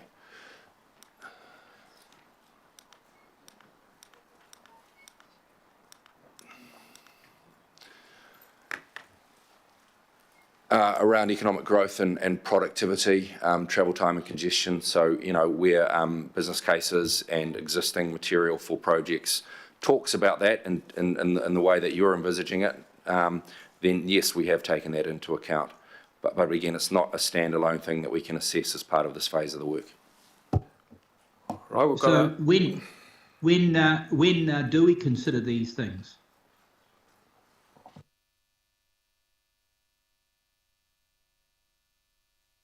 Well, as I said, you know, if the direction of this committee is to do something specific on that as part of the next phase of the work, or indeed as part of a completely separate piece of work, then that's what we'll do. But it's just not in scope for this particular phase. Got a follow-up question along the same lines as Councillor Walker, I think, from Mayor Brown. Okay, thanks for this and thanks for getting on with it. And it does shock me that this is so overdue, your statement earlier on that it's never been done before to look at everything we're doing, and so, which is horrific. But I think with regard to what Councillor Walker was saying, they may not be specific. What I don't want to have happen here is that we write scopes and we have these processes for doing things, and somehow or other that mucks it up. You've come up with a very good finding, which is no great surprise, that the promises way exceed the amount of money to pay for them. But you should make decisions all the way through in the knowledge that we will be doing braining up the system. It'll be a whole lot of small individual things, but we will look at the fact that it is inevitable we will be braining up the system. I just won't allow AT to carry on without braining up the system. And so, and it's inevitable we will be using time of use charge regardless of what various shopkeepers might think about it. We will be doing these things and they will have an impact on these big projects. And that's the thing. That's where it is. So it may not be that you have to consider it as an individual project, but when you are looking at some of these, some of them quite absurd, politically driven suggestions for billions of dollars of expenditure, we'll be saying, well, by the time that gets around to that, we will have sped up the traffic a lot. We will have lights that recognise that no one's actually crossing while you're all waiting around for an invisible person to do these things. So my point is, please, will you do that? Will you assume these things are happening while you're making these? They're not projects in themselves, but it's just like you're assuming there'll be more electric cars. We'll assume we will have a brighter system of things and assume we will have time of use charging. That's my point. Is that okay? So I think we have done that. Oh, good. In that we assume the RLTP will be delivered, and it has a bunch of stuff in there. And they're not individual projects, I agree with you, but you have to assume that that's they right. will be there. And it also goes to some of the other points I was making in terms of emerging findings. That what is evident from all this is that we do need to focus on those smaller investments that often, not always, give us bigger bang for buck, along the lines of what you're talking about, Mr. Mayor.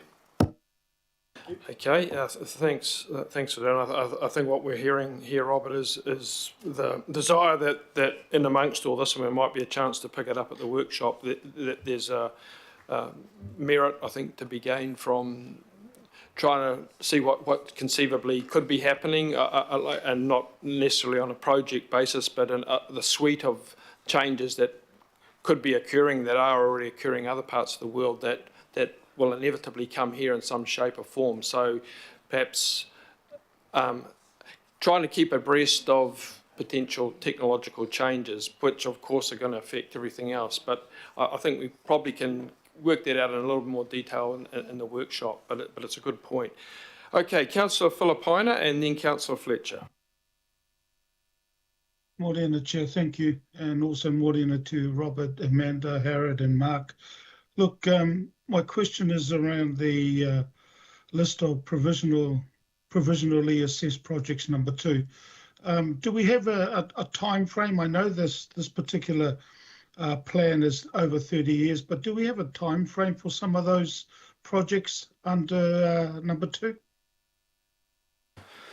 So many of these projects will, and in their development, will of course have timeframes attached to them.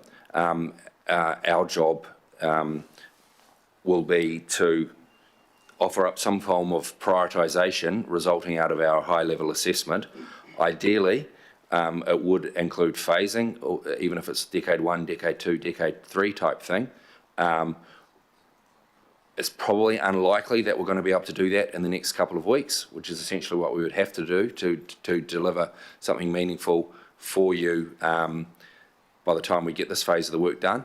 But certainly, in the second phase of the work, phasing is going to be critical if we can't get to it in this first phase. Thanks, Robert. Do you know where the Botany Te Airport project is with Waka Kotahi?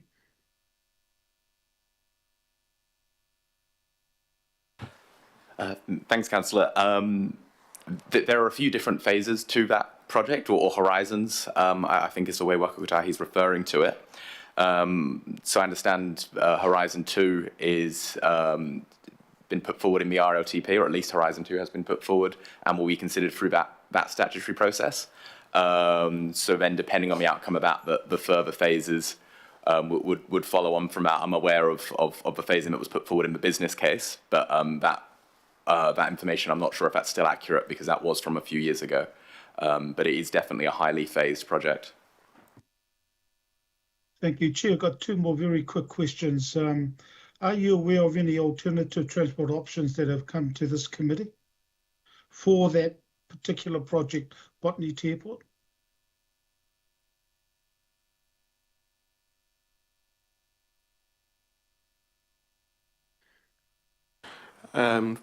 Thank you, Councillor. If you're referring to things like Doppelmayr and other modes, those will be fed into the next stage of the NZTA process around that evaluation. So yes, we are aware.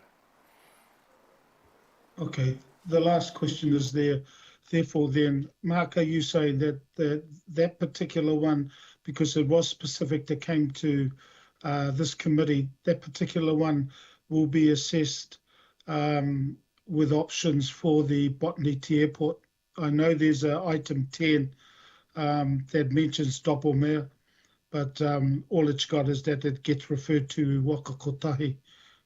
So are you saying that it'll be part of this plan?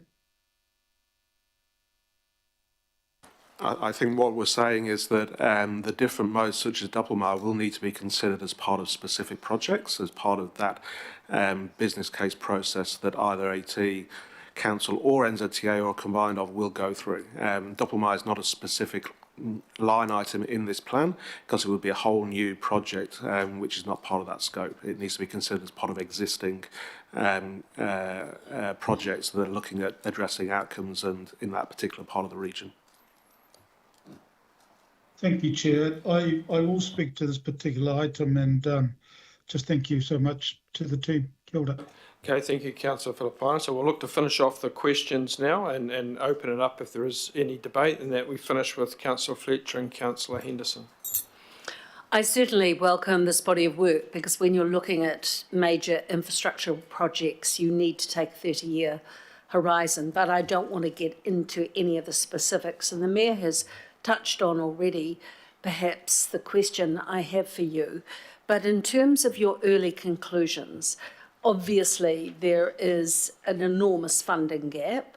The second thing you've weighted in the material you've put to us today is the difficulty of private plan changes and how that can skew things. But I'm interested in what your specific findings are around the legislatively mandated duplications in decision-making that are potentially barriers going forward, and how, given that the plan reports to this committee, whether that in turn is going to make or help make the case for advocacy to central government over any potential legislative changes that might be necessary. So to what degree should we be putting weighting on that duplication that we have, and how, if that is not addressed, how that potentially could be a barrier for advancing this work into the future? And as I say, I'm not wanting to do a deep dive into any of the weeds on any of the specific projects or anything of that kind. I simply want to know how we can create the right framework to be able to advance this piece of work. That's an excellent question, and if we consider the previous ATAPs, for example, where we agreed at a high level between the different agencies at staff level, and then between the politicians on both central and local government, a 10-year plan. ATAP was not statutory, neither is this. And then ATAP, despite government insurances, was then, of course, relitigated every step of the way.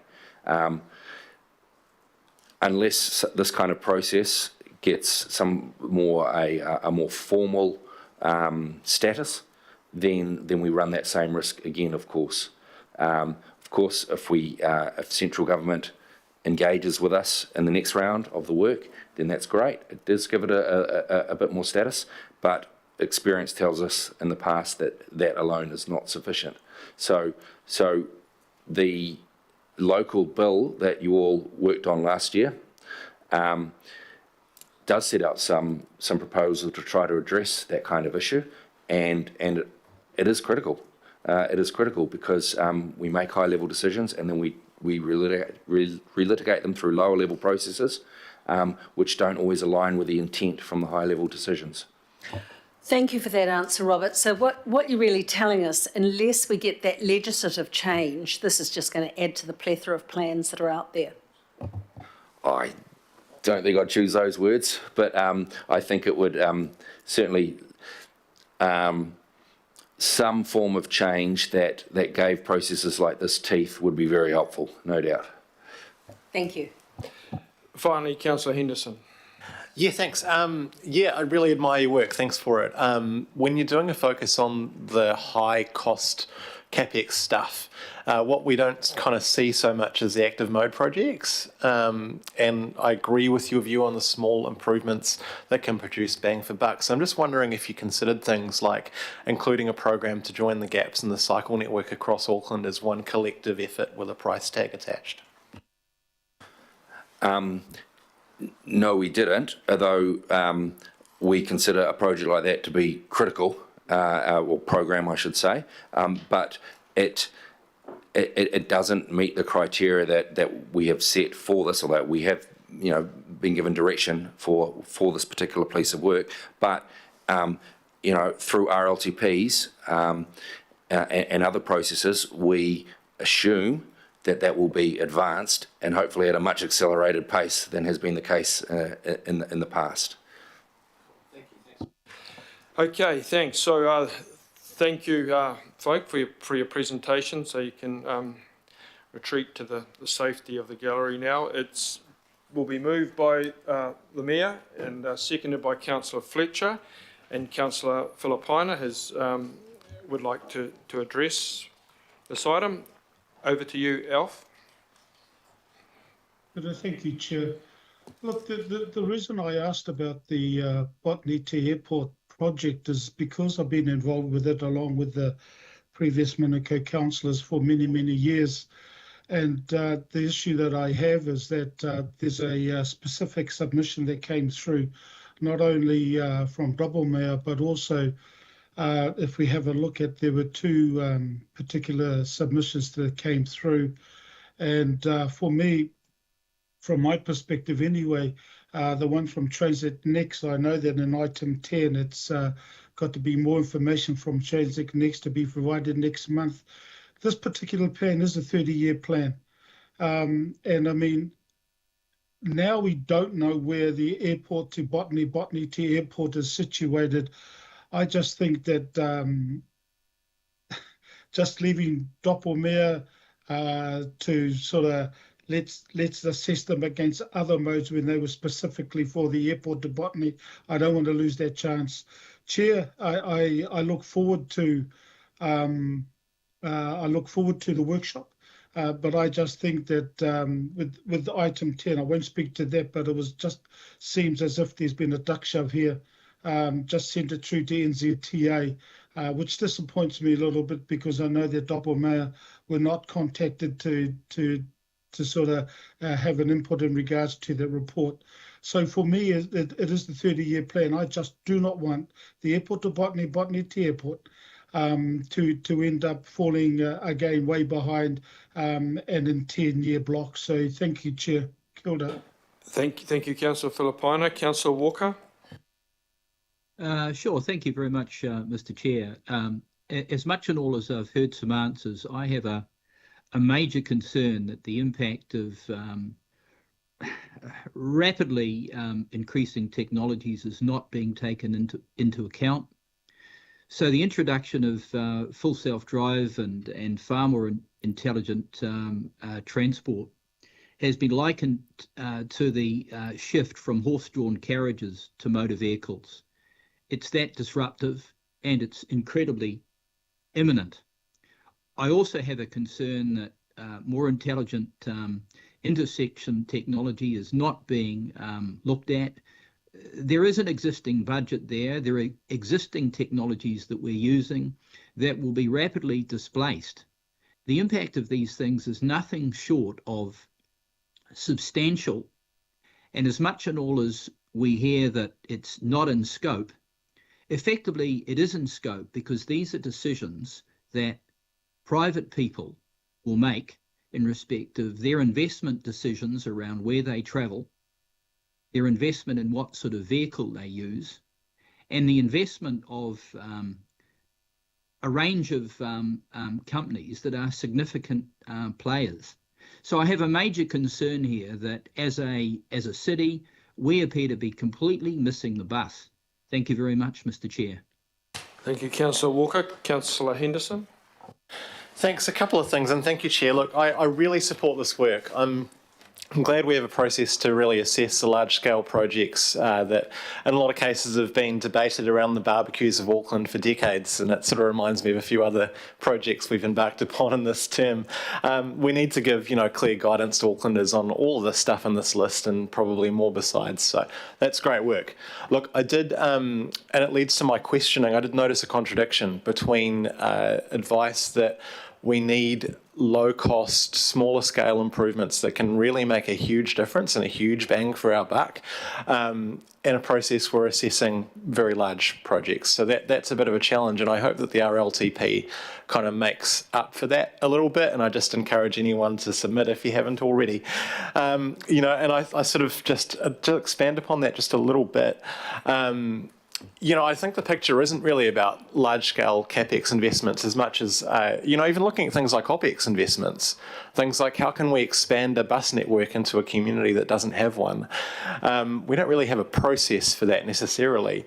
How can we up frequencies? How can we make public transport cheaper for students, for disabled Aucklanders, for community service card holders? They can make real differences in the lives of people in terms of their transport and their bottom line budgets as well. I'm just hoping that we hear this loud and clear through the submissions processes. Just finally, while I have the floor, I do want to thank the team for looking at the Northwest Busway and the focus provided there, because it's absolutely crucial for 150,000 plus Aucklanders that suffer a substandard level of service. That's still a huge difference positively for my community that we still love, but we don't love getting off at motorway off-ramps. So we've got to fix that one quickly. And I just really thank the team as well for that focus. So thank you, Chair. Okay, thank you. And thank you for the councillors who spoke there. I think there's some good points being brought up. This is an iterative process, and we need to try and capture the things that we think are relevant. And as the Mayor has said, there's a scope here for elected people to be driving parts of that. So I think there's been some worthwhile suggestions put on the table that can certainly be picked up in the workshop and in the next meeting of the Transport and Infrastructure when it comes back. Okay, it's been moved, it's been seconded. All those in favour? Against? Carried. Okay, we move on. We're going to have a quick break, just a couple of minutes break to let people just stretch their legs a little bit, and then we'll move on to item 9 in a couple of minutes' time. So if you want to just get up and walk around, please do, and then we'll continue with time of use charging, which is the next item.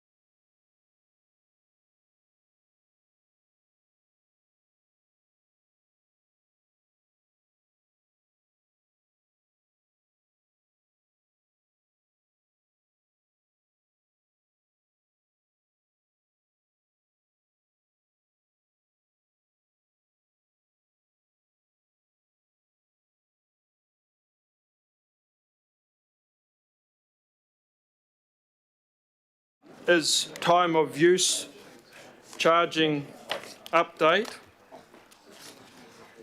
And we have Mark, Hamish and Michael who are coming to the table now.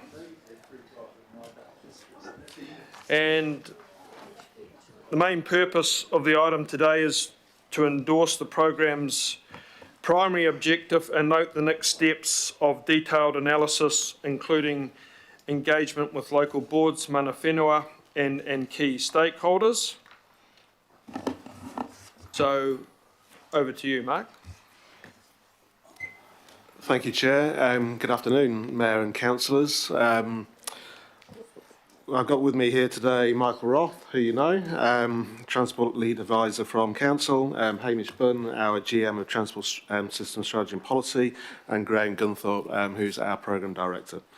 I will just note the public presentation this morning from Heart of the City.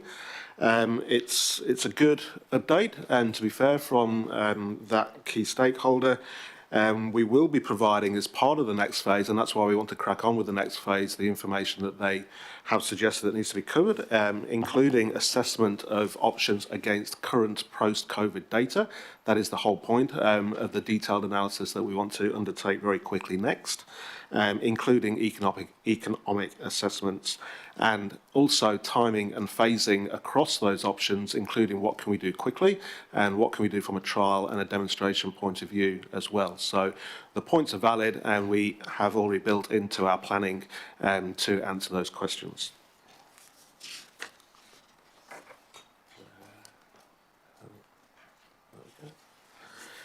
So this is a report back to the committee. The committee has obviously previously endorsed progressing time of use charging, recognising previously congestion being a problem in Auckland, and potentially time of use charging being a key tool as part of the mix around addressing that congestion. The political reference group, which was requested to be set up as part of the previous endorsement as well, has now met 3 times. And this is to provide a report back on the planning and design as requested, which has been engaged with that political reference group. We are now seeking, as per the recommendations, to move into the next stage, which is a focused look at existing congestion, where it is, what are the options, and how can we move forward to create, despite looking at all the options, a very robust case which will ultimately need approval from this committee, the AT board and central government, we assume. Therefore, the programme plan has been designed to achieve that successful outcome. It might seem a little bit extensive to some, but we do need to go through this process, and the best opportunities for success are around 3 or 4 things which are built into the programme.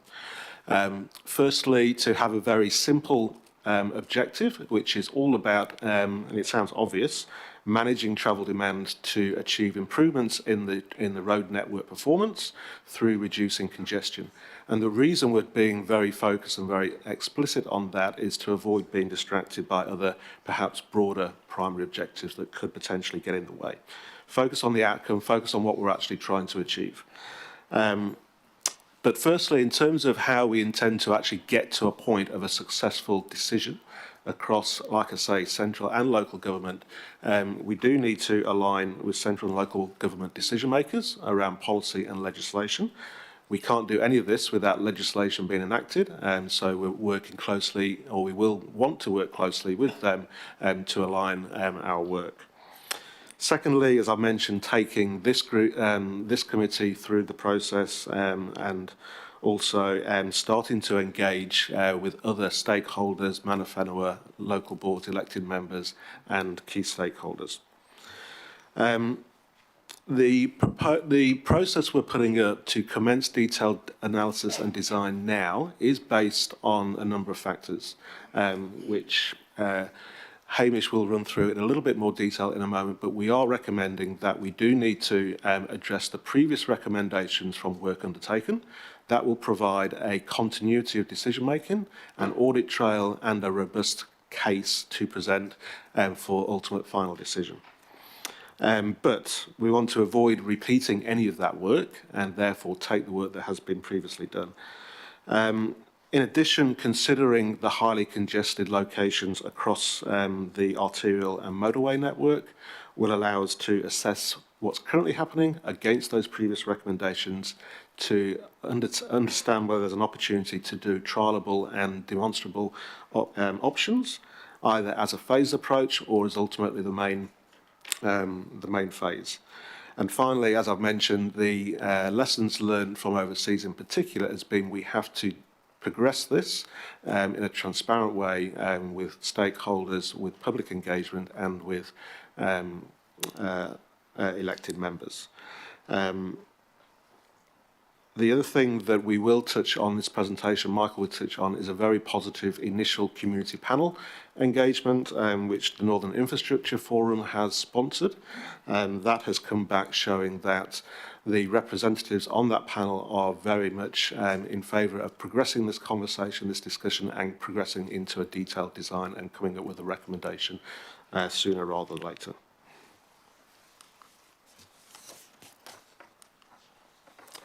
So briefly, we won't spend too much time on it, but I'd like to hand over to Hamish just to run through how we propose to take the next stage through quickly through that detailed analysis. Thank you, Mark. So just by way of background, it's probably useful to establish a bit of a common language and recap the kinds of schemes that we're talking about. So there are three main scheme types that are out there. There's a cordon where you're charging around the outside of an area. The example for that is Stockholm.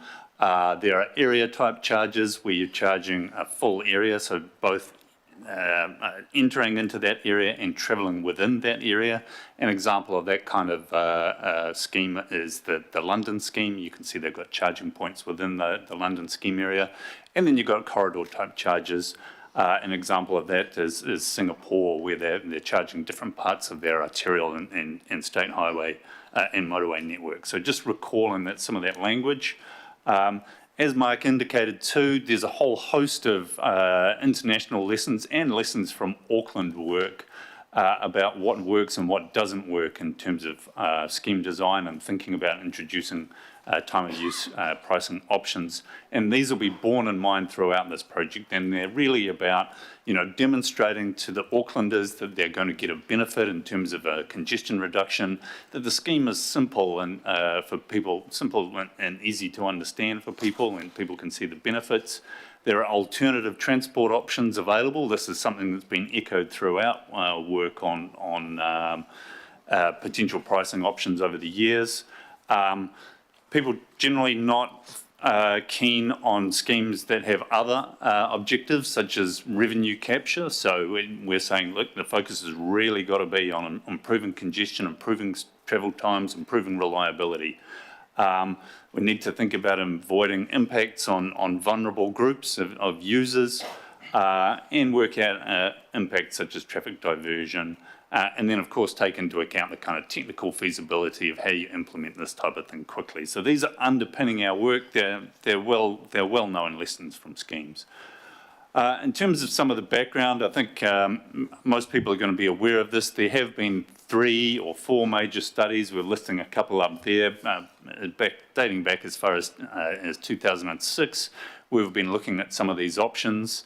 And then, of course, the major piece of work in terms of the congestion question in 2021, which went through 26 potential scheme options and really came to some recommendations about starting with a city centre cordon and then moving out into an isthmus area and then a wider set of potential strategic corridor charges. And, what they were saying is, with the right kind of design and the right charging set, we ought to be able to achieve the kind of results that you see in terms of improvement in traffic flows that you see during the school holidays. So that's a really kind of a tangible thing to work towards. And that was put before the Select Committee back in 2021. And that kind of concept received unanimous cross-party support. So there's been an enormous amount of work done. It's giving us kind of direction on where to focus, and we want to use that so we can move forward as quickly as possible. Key point, though, that I think that, this does require legislation, and what we're doing here is just getting ourselves into a position when that legislation comes forward, we can make a proposal as quickly as possible, but we're not looking to preempt that. Apologies, I've jumped too far ahead. We do want to be driven by, as we've heard earlier, including from Heart of the City, an understanding of where is the congestion now, where are the hotspots going to be into the future. So this is just an example of the kind of data that we can bring. We've got a great sense of where the challenges are on the arterial network and the state highway network, and then we can look forward to see where those challenges are going to be in terms of congested places out to 2034, and that kind of information will be informing our work. So really, what are the next steps in development? We want to start to narrow down to focus on 3 key schemes in greater detail, and so we can do the assessment about, what are the benefits, what are the costs, who's going to be impacted, what might be some of the kind of trade-offs around diversion impacts, and really do that design to come up with some optimised options that minimise those negatives and accentuate the benefits to users in terms of faster, more reliable travel times. And so the options that we're looking to take forward, 2 of them are driven particularly by the work on the congestion question, and that's the city centre cordon, and then strategic corridors in an isthmus area type scheme. And then finally, another one that targets highly congested locations on the motorway and arterial network. So we'll be doing work to work those up and do the detailed analysis, as I said.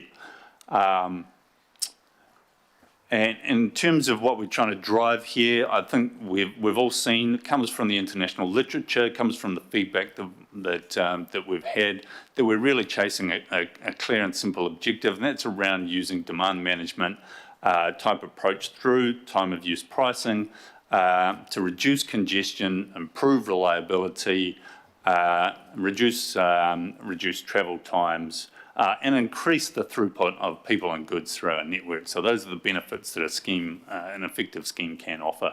We'll also be looking at other outcomes such as revenue, public transport mode shift, health outcomes, but they're not necessarily the key driver. They're just other factors that we need to understand. And of course, while we're doing that work, we want to be designing the scheme in such a way that we minimise the unwanted consequences, such as economic impacts, diversion,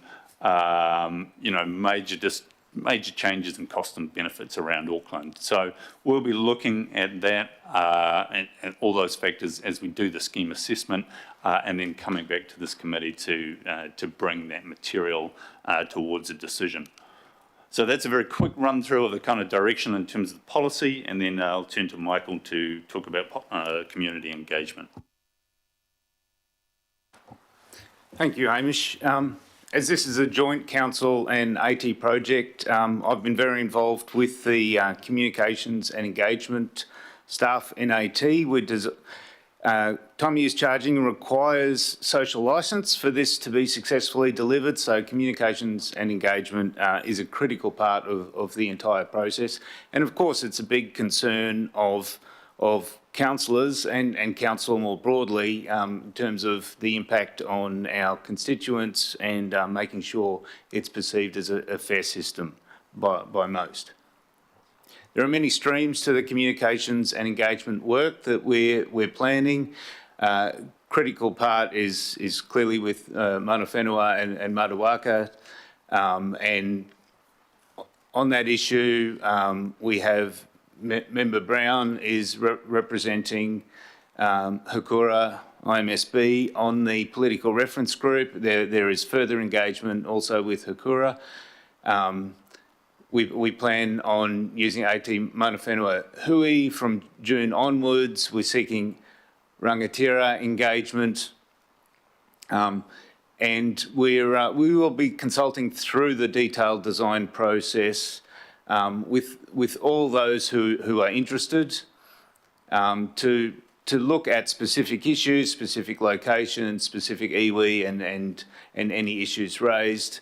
And that will be both during and after the formal public consultation. There is a broad Matawaka engagement strategy being developed within the AT Maori engagement team. Local boards are also very, very important because the different boards will be impacted in different ways depending on the detailed design. We plan on going to the local board chairs forum this month.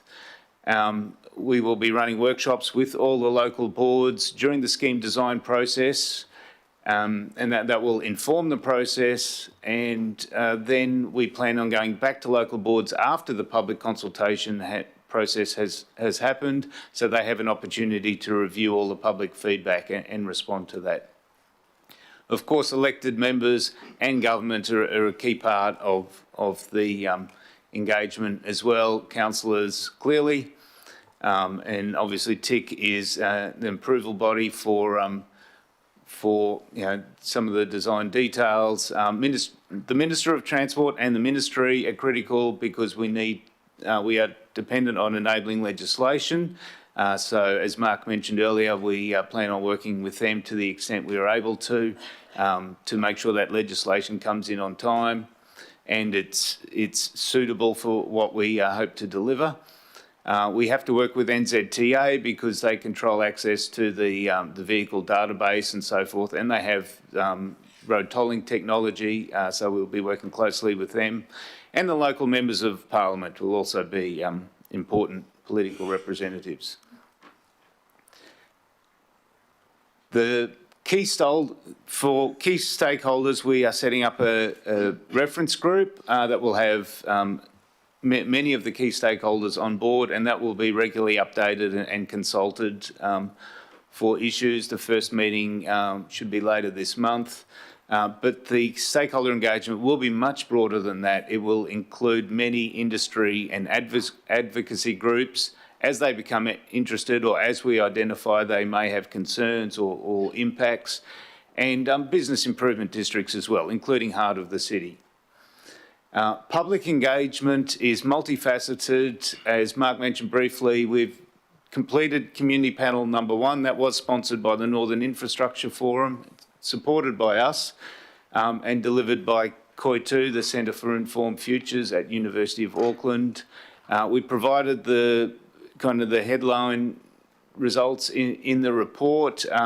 Critical thing for us was they certainly were firm on the primary objective of reducing congestion, and they've given us a number of principles that we can work with as we go through the detailed design process. We understand that the Northern Infrastructure Forum and COI2 will be publicly releasing this information in the days ahead. There's a second community panel planned for the July, August, perhaps September time period. That is intended to explore some of the design details. Once we have a bit better understanding of what scheme options can go forward, we plan on asking them to some of those details. We're not sure exactly which they will be yet. But again, that's to make sure that we really have an understanding of what the community want to see, so that we can help maintain social licence and enable this to be delivered. Community outreach is critical as well. There are groups that will not normally engage in these processes. We need to get to them as well, the disabled groups, youth, and many others. So we'll be arranging a range of processes to engage with them and with media as we need to. There will be we are expecting a formal public consultation process will be a requirement of the legislation. That we're hoping to do that late this year, early next year, once we're able to with the legislation and the detailed design. And so that timing is a little bit open still, but that will then engage the community on exactly what a final scheme may look like. So that's the main plan around communications and engagement.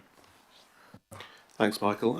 So just to summarise, we are seeking endorsement from the committee on the single primary objective.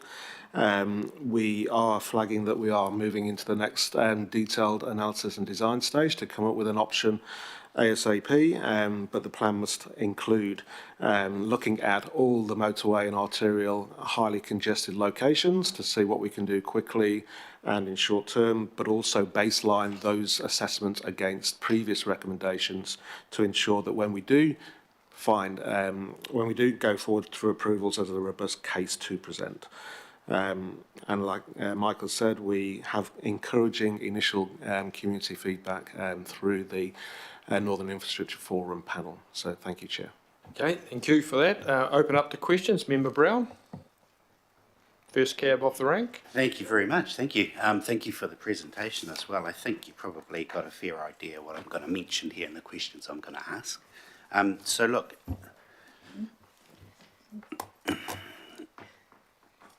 I probably just want to mention at the outset, as governors and leaders, we know we're only as wealthy as our poorest constituent. We're only as free as our least abled person. And we're only as safe as our most vulnerable. And the reason I say this is because when I talk about Māori impact, really as a human, I'm wanting to encapsulate those that will bear the potential brunt of these types of policies. I guess my question, just to start, I've got two, but just a starting question, what work has been undertaken to date to mitigate the social impacts for Māori and the groups that I've mentioned, and who will hold responsibility for ensuring this work is responded to? Thank you for the question, Member Brown. We did provide a written response, but I can just summarise that now for the benefit of the committee. The previous work has undertaken an initial impact assessment, and we intend to update that obviously by focusing on the options that we've suggested.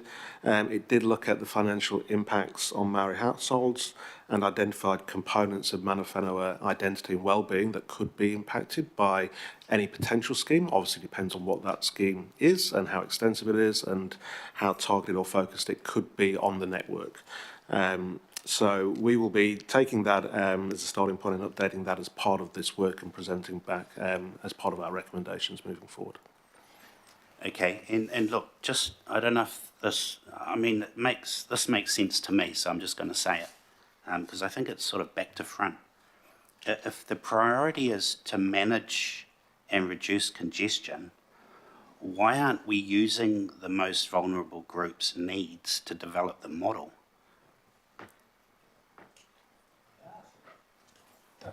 I might ask Hamish to try and address that when he's got 30 seconds to think about it, but that's exactly what we're planning on doing. We are looking at congestion impacts, obviously, everybody in the community. And the whole point of time of use charging is to actually encourage people where they can to change their behaviour, either by travelling at a different time of day or combining their trips.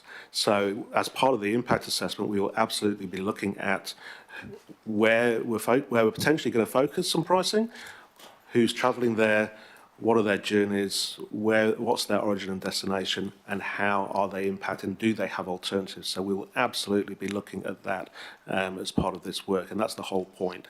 And for those who can't change their travel behaviour, the roads will be freer, they'll be less congested, and they will get a travel time saving and potentially, well, expected economic saving as well as a result of that. Hamish? Anything? No, I have nothing further. I mean, sorry, I should say we are starting from a perspective of understanding where the congestion is, where that's going to have the biggest effect on everybody's travel. But we also, I think, through Auckland Transport's work on equity, have a really good understanding of the combination of where, the vulnerable parts of the community do have negative or generally worse travel outcomes. So we'll be bearing that in mind and seeing, does this improve the outcomes for these communities? That's one of the tests that we want to apply. So it's a key part of the work. I mean, because when you say it out loud, it makes sense that if you can provide the model for the least able person, everybody else will be sweet. And it goes along the same rung. So really what I'd implore you to do is that it starts there. It doesn't actually finish there. And it's not something that's trying to make your work harder. It's actually making your work better because you're now looking at a target of doing the right thing with the best intentions for the people of Tāmaki and their well-being. So, I understand what we need to go through to develop this because it's new to us. But I do implore you to look at the really hard questions first because I think some of these easier ones will be answered after the fact.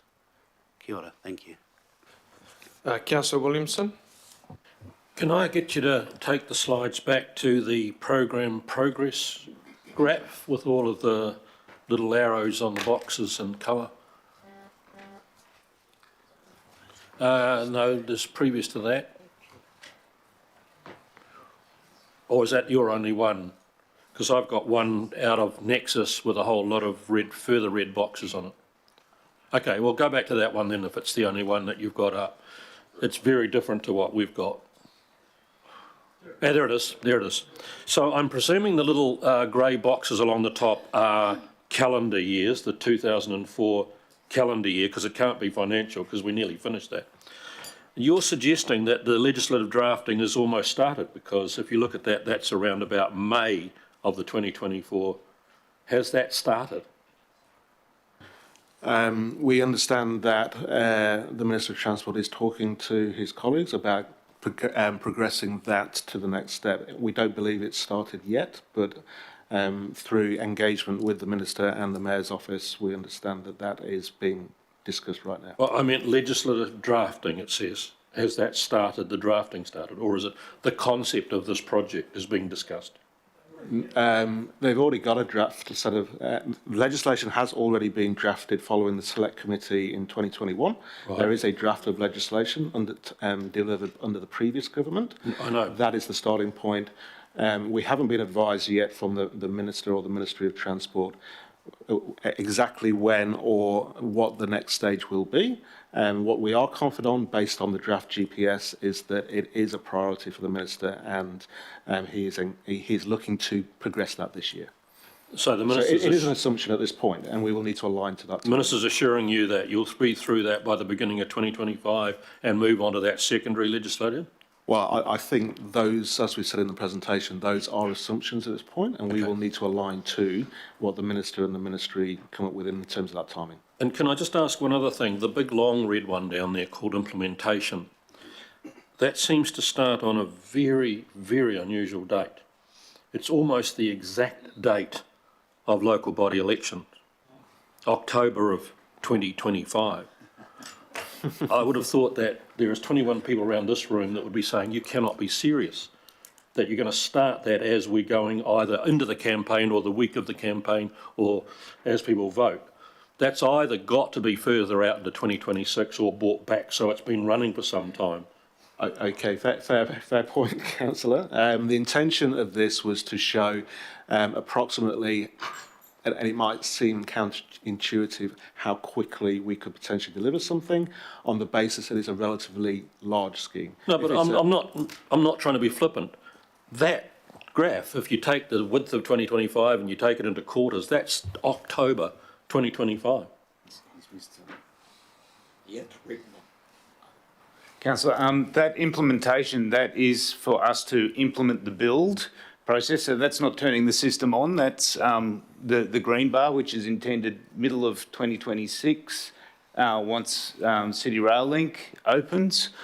So that red implementation is the process of building gantries, setting up the hardware and the software back office. So it's not implementing. So it's not turning the system on. It's, I don't think that's it's procuring the system. I don't think it's a well-named box then.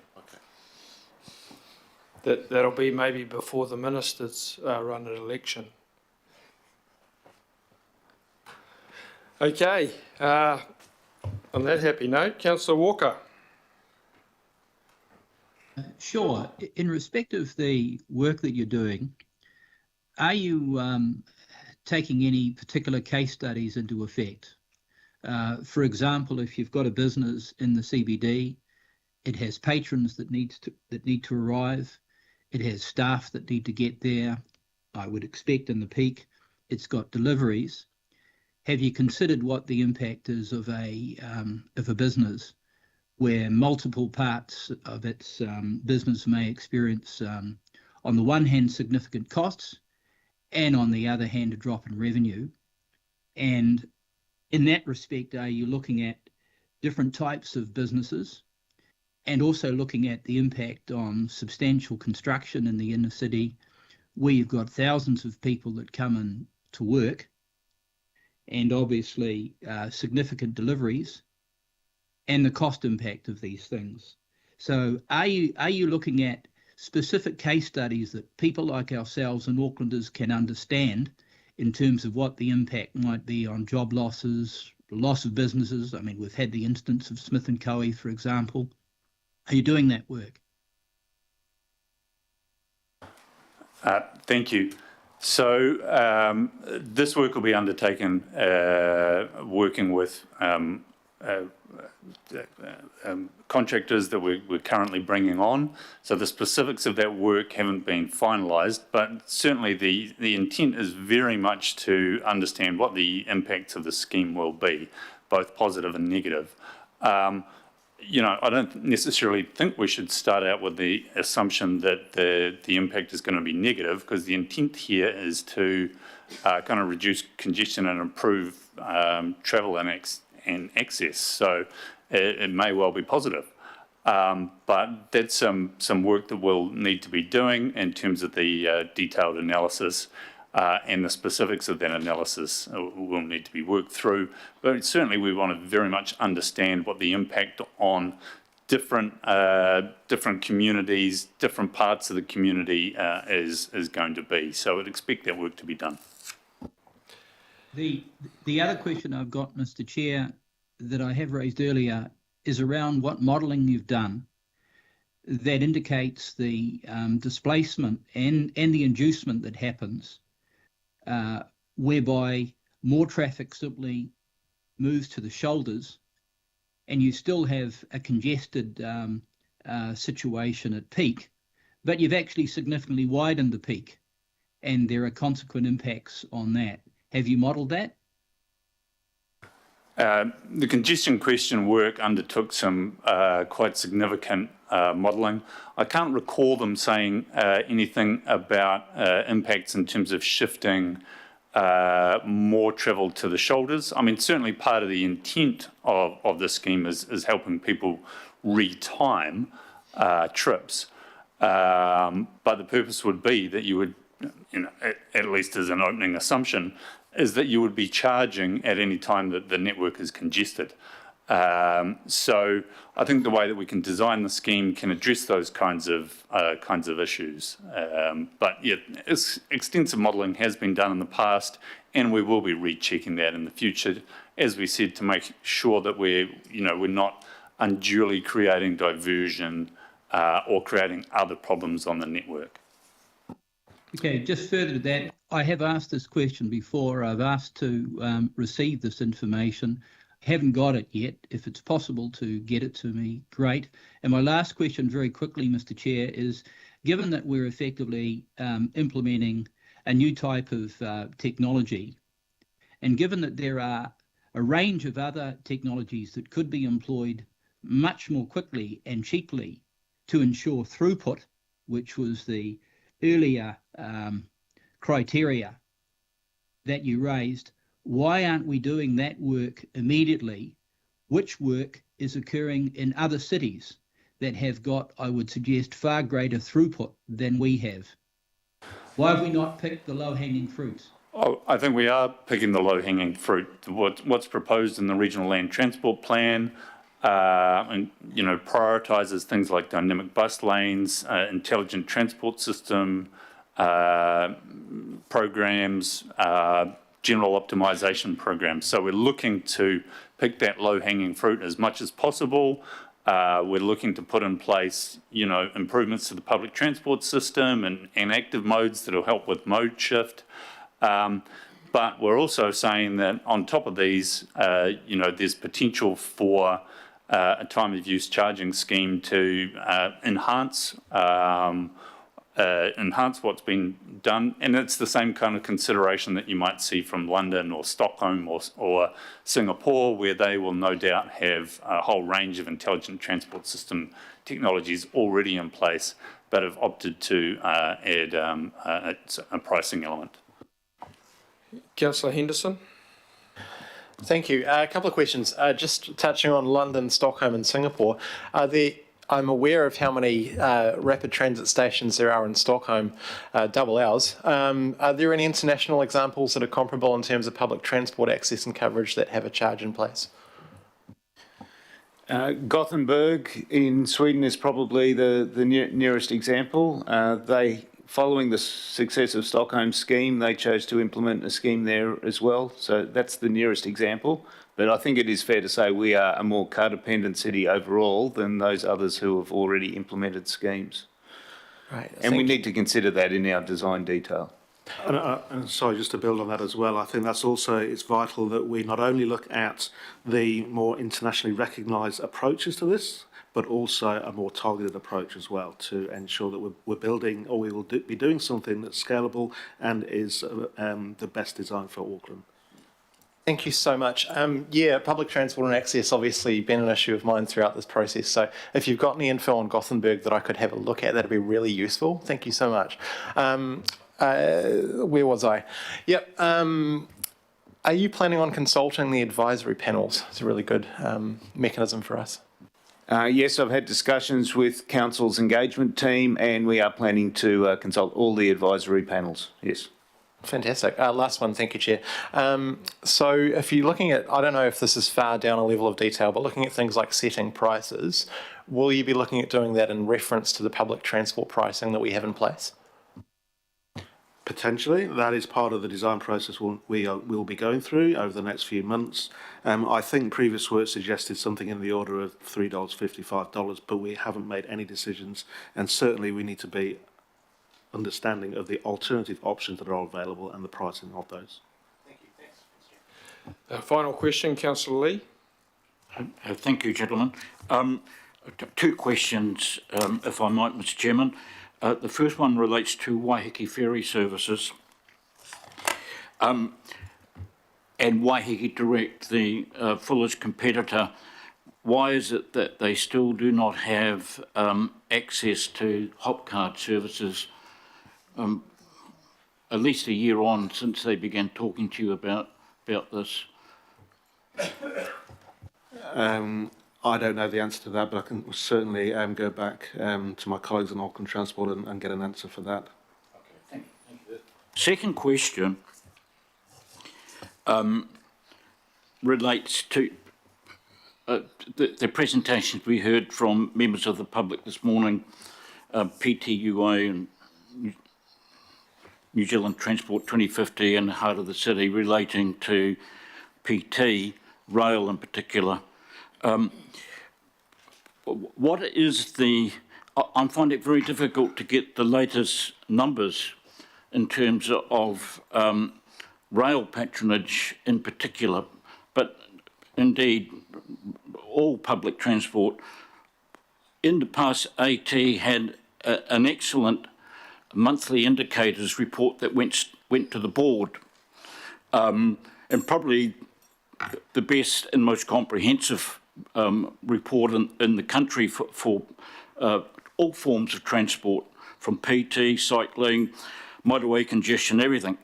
That report seems to have disappeared from the board agendas. Is there any reason or explanation? Where can one find this data nowadays?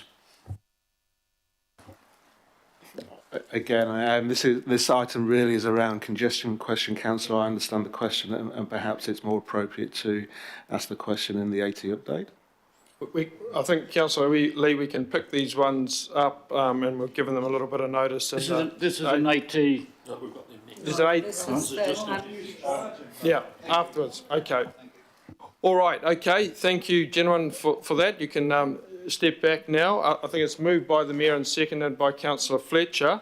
Are there any? We're just about on due for a short lunch break here. Is there anyone got any comments to make? Otherwise, I'll just make a very brief summary comment, and anyone else is welcome to join that too. But we're looking to wrap this up in about 10 minutes. So basically, the item before us today asks for our endorsement of the primary scheme objective, and we're noting what the next steps might include in detailed analysis. And I think what's really important from my perspective is the reference that was made in the presentation to the continuity of work and the necessity of building a robust case here, again built on previous work and the progress progressing all this in a very transparent way with the public. And I say this because if you look at some of the previous items on congestion charging, you'll see that this has been before the council in one form or another since 2016, and there have been a number of resolutions passed that really have to dictate the work we're doing now in order to keep that continuity and that faith with the public. So I noticed that, you know, if you look at the May 6, 2021 paper in the Planning Committee, for instance, there's a reference to a number of items that have been before the council in the last 8 years, from 2016, 17, 18 and 20. And if you get to that resolution that was passed in 2021, which hasn't been quite as emphasised here as much as perhaps it could have been, we really have a resolution that's actually conditional, in the sense that progressing this is conditional on a number of things, and two of there's 3 points they make, but 2 stick out for mine. I think Member Brown was really alluding to these when he was asking his question. So the first one is the delivery of improved public transport infrastructure and services, and the implementation of an appropriate mitigation program to assist vulnerable users. So in respect of the first one, improved travel choice and infrastructure provision on the affected corridors. It's important that prior to the rollout of congestion pricing on any given corridor, adequate alternatives to peak time use of private vehicles are in place so that people have convenient and affordable alternatives. So I think that's really important.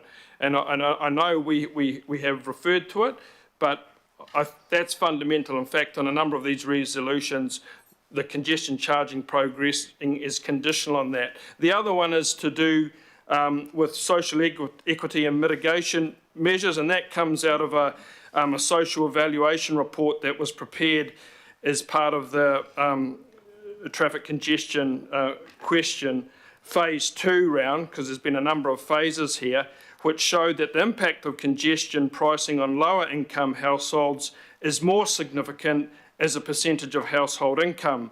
Lower income households with school-aged children, particularly solo parents, and bigger households with greater travel needs were found to be more likely to be especially effective. So the research is there, pretty much dictating what Member Brown was referring to that. And as a consequence of that, and some of this previous work, there are already mitigations that have been identified in one of the technical reports going to charging caps, exemptions for motorified vehicles, increased funding to existing mobility scheme, community service card for discounts, and so forth and so on. So there actually has been quite a lot of work done thus far on some of these provisos that were made in terms of this being progressed. And the other one was to do with the corridors. So we've had reference today to the corridors. One of the earlier reports said that before any scheme can be implemented, analysis will be required on a corridor by corridor basis. We're going to do that. And this goes to what some of the questions that were being asked, to better understand not just the existing and confirmed planned and fund infrastructure that's there in any given area, but also the travel needs of the impacted communities. So we're all assuming this is going to be picked up, and that's pretty much what the officers were saying.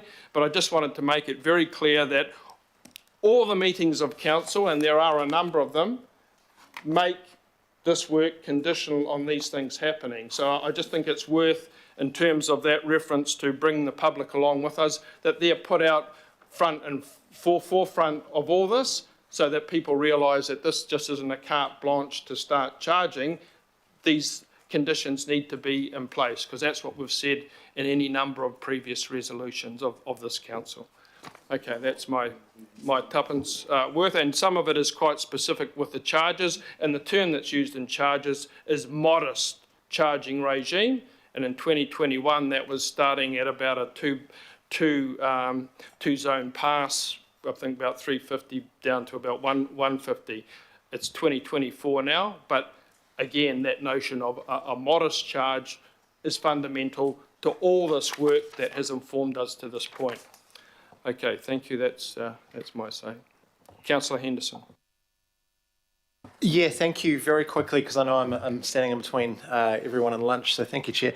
Look, I think the international experiences are really instructive, and I'm just really thankful and glad that staff have committed to providing some further detail for us on that. Look, I looked up Gothenburg. I'm open to be contradicted on this, absolutely, but they have a tram network. It's got 12 lines, it's got 132 stations. Auckland has something like 45 train stations, and how expensive it is to put in a couple more. And in terms of the politics and the money of arguing for large-scale investment in this way in Auckland, it's been very hard over a number of decades. So it doesn't seem comparable, but I'd really love advice and information on that. Look, and this is really important. I think that that's really crucial to deciding where I'm going to land on it, actually. I need to be confident that Auckland is up with the play in terms of public transport that actually provides the option for people everywhere in the city in terms of coverage and in terms of pricing for vulnerable Aucklanders as well. That's very important to me. So I'm going to vote for it today, but my vote today is to continue talking with the community, continuing getting the info, continuing to talk with identified stakeholders. It's not necessarily at this point to support it because I haven't decided yet. And yeah, that conversation will be really instructive. The other thing is that Auckland has a unique geography and employment centres, and the preliminary feedback I've got from my ward that I'm happy to share is that by and large people support city centre cordons a hell of a lot more than tolling motorways. That's been really clearly made to me over a number of conversations. So just a couple of things to throw into the mix, and thank you, Chair. Yeah, Member Brown, would you like to finish us off? Thank you, Mr. Chair, and I appreciate those comments. And look, I think again, the reason I mention them was because I think it's around the wrong way. I think the questions around how we make the potential burdens or impacts to these communities are valid. They're actually the answers to how we model this. So again, if our poorest can afford this, then everyone above is okay. If our least able person can navigate this, everyone else will be okay. So what I'm trying to sort of push is that they're answers to the question, not questions. And that's all I wanted to quickly say. Okay, thank you, Member Brown. So it's been moved and seconded. All those in favour? Aye. Aye. Against? Aye. Okay.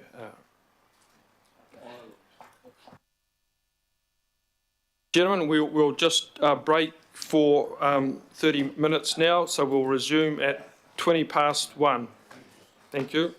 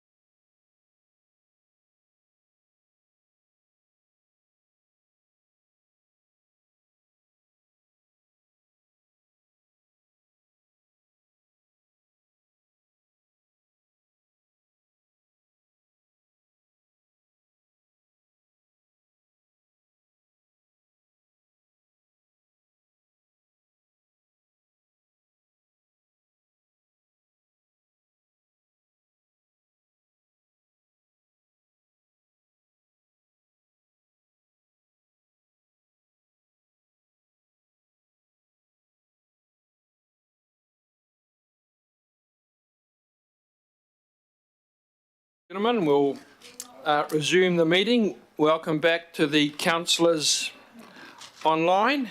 Hope you managed to cook yourself up some noodles and hot water maybe and a cup of tea as we prepare to resume proceedings with the AT update. And there are quite a lot of items that are before us today. City centre parking, loading zones, dynamic lanes and streets, the ferry program, cruise ships, looking forward to that one, Kingdon Street, K Road, and as Councillor Filipaina was alluding to, there's a little bit of an update on Doppelmayr and Transit next. I think we've got the chair of the AT board here. Welcome, Richard, and I saw one of the board members, Andrew Ritchie, a little bit earlier. He appears to have gone. So over to you, Dean. Right, kia ora, committee, and it's good to be here, although it feels like lunch is extended for some, but that's fine. And for all those online, welcome. Today, we've got a series of just sort of micro updates. I'm going to be taking the information in the presentation you've got as read. We've got a series of people just come in and just maybe highlight certain items, but it's really an opportunity for questions if we're okay to take that approach. Right, I've got the clicker. So those are the updates you can see there. If I can just start off with some of the recent highlights and operational issues.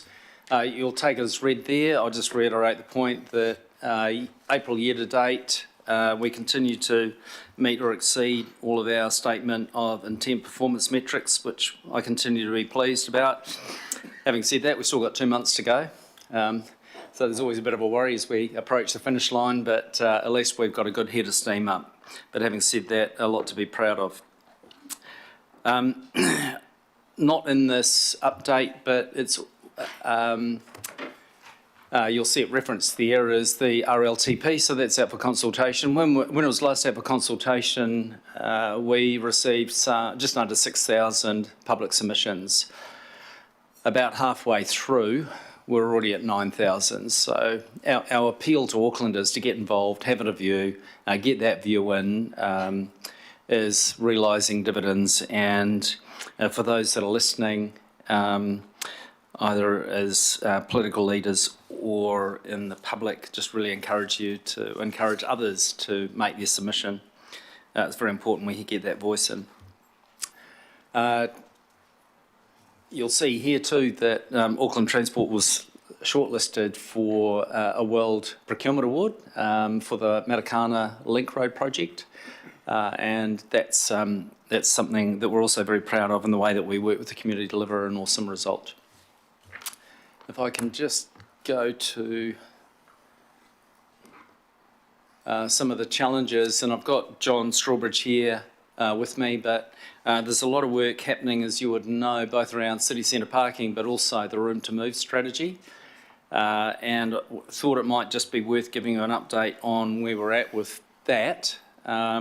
You'll have seen that what we proposed from 1 July is that parking charges change for public holidays and on Sundays, but we put on hold the overnight parking changes.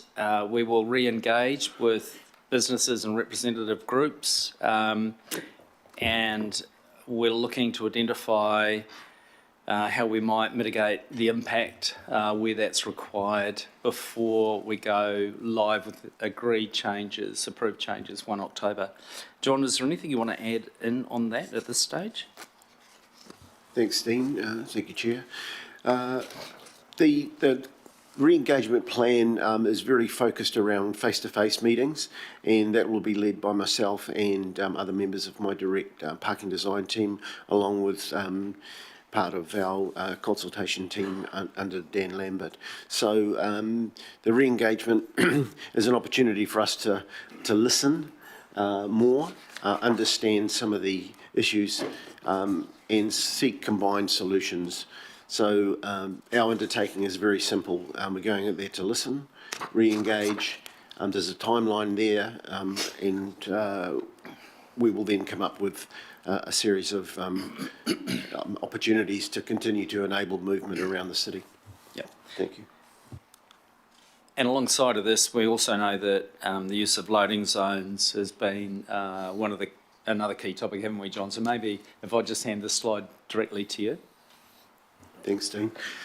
Through the chair, we've got a couple of things in play here. We've got Room to Move, which is the overall parking strategy for Tamaki Makaurau over the coming 15 years, which is a high-level strategy which incorporates the use of comprehensive parking management plans. They take time, and they take time to put together. They also take time to implement. In the meantime, we have a parking program which is more responsive to the needs of the city as it grows, changes on a weekly basis. For example, servicing and loading is a key part of keeping the city as a living organism, if you like. So we've got to be able to move not only the servicing loading areas when there's disruption in terms of roadworks or whatever it may be, also looking at mobility challenges as well, moving mobility spaces around and being able to be agile enough to do that in our design and implementation over a shorter period of time than the longer term strategy. However, I will note that the longer term strategy is key as the city grows and the population grows. But in the meantime, there are some interventions that we need to put in place, and we need to put them in place far quicker than a longer term strategy. If it's okay, Chair, we'll just continue to run through these updates, or we're happy to stop just whenever you... Easier just to go through them, Dan, I think, and people can record any questions they've got as they go. Okay, thank you.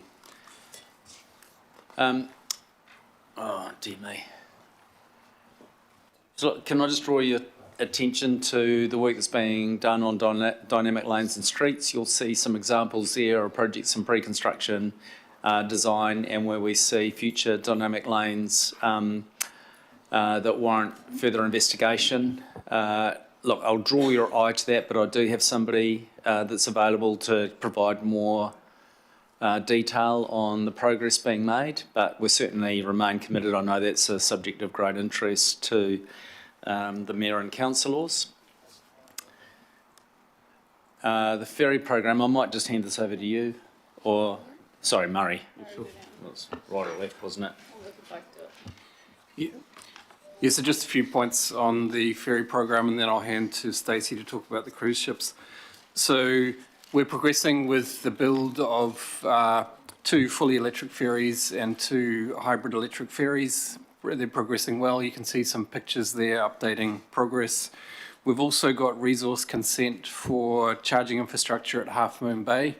And then we're moving ahead with the design for the charging infrastructure at downtown, and we'll progress with consent applications on that soon. Over to you, Stacey. Thanks. So in terms of the cruise ship, so obviously the last season we did see considerable disruption due to cruise ships being in the ferry basin. With that, obviously, it did disrupt considerably our commuter peaks at both ends of the day. We've had a number of conversations with Ports of Auckland and reached agreement about an hour's extension in the evening peak. How we have not alleviated the morning peak issue that we've seen. So you will see that in terms of the analysis based on the schedule of cruise ships that are due, what that disruption will look like over the coming season. So from here, what we are looking at is a number of other mitigations in terms of operational changes if we can get ferries docked elsewhere so that actually they can get to their location and still do their inbound journey after the boat has docked to lessen that level of disruption that we saw last season. We have got what we've got, so it's about working within our constraints and see if we can do some operational changes in order to be more agile during the morning to limit that. Thank you. Yep. So I'll pick up from here. So in terms of the level crossings, rail level crossing removal program, we're making some good progress with good engagement with community as well. The next step will be closure of the Lloyd Avenue pedestrian crossing on the 8th of June. That's in Mount Albert area. Then we're progressing with Kingdon Street crossing in Newmarket on the 22nd of June. And the Newmarket Business Association is fully across that. And there's been good consultation and awareness raising for those two crossing closures. Going with the crossing closures is improvement in other pedestrian access options in those areas. As has already been mentioned earlier, councillor briefing is coming up on the 26th of June for those interested in the wider rail level crossing program and progress.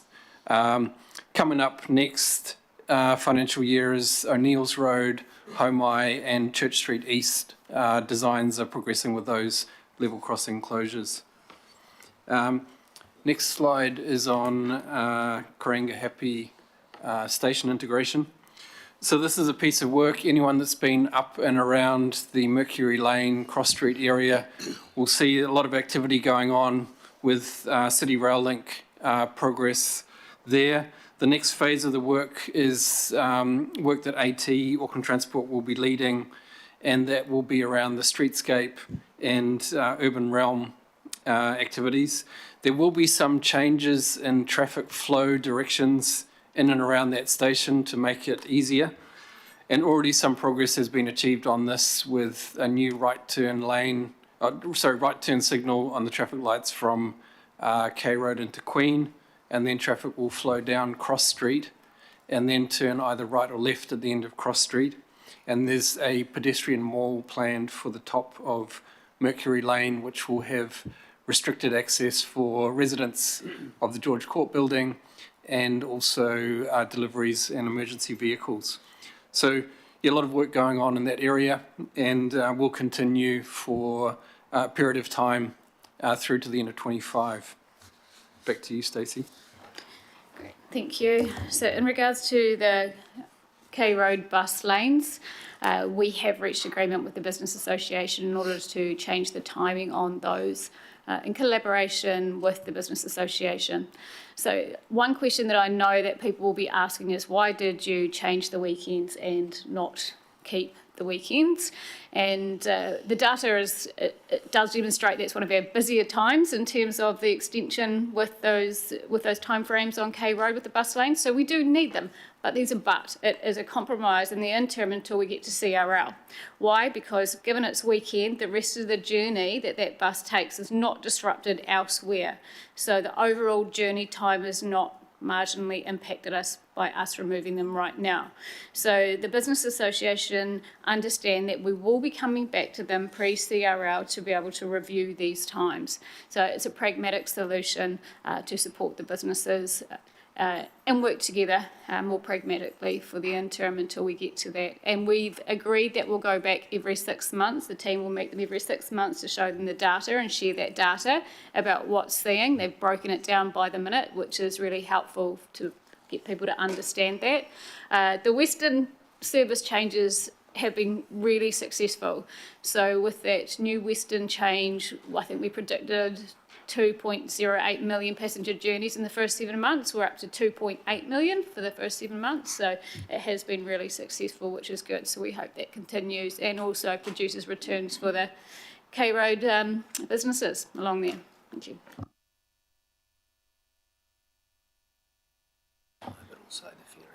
Yes, sorry, agreed. Thank you. And of course, the Howell Street traffic lights was being problematic. So those actual phasings have been changed already, and that is flowing a lot better from our understanding. So they're keeping an eye on that to make sure that continues.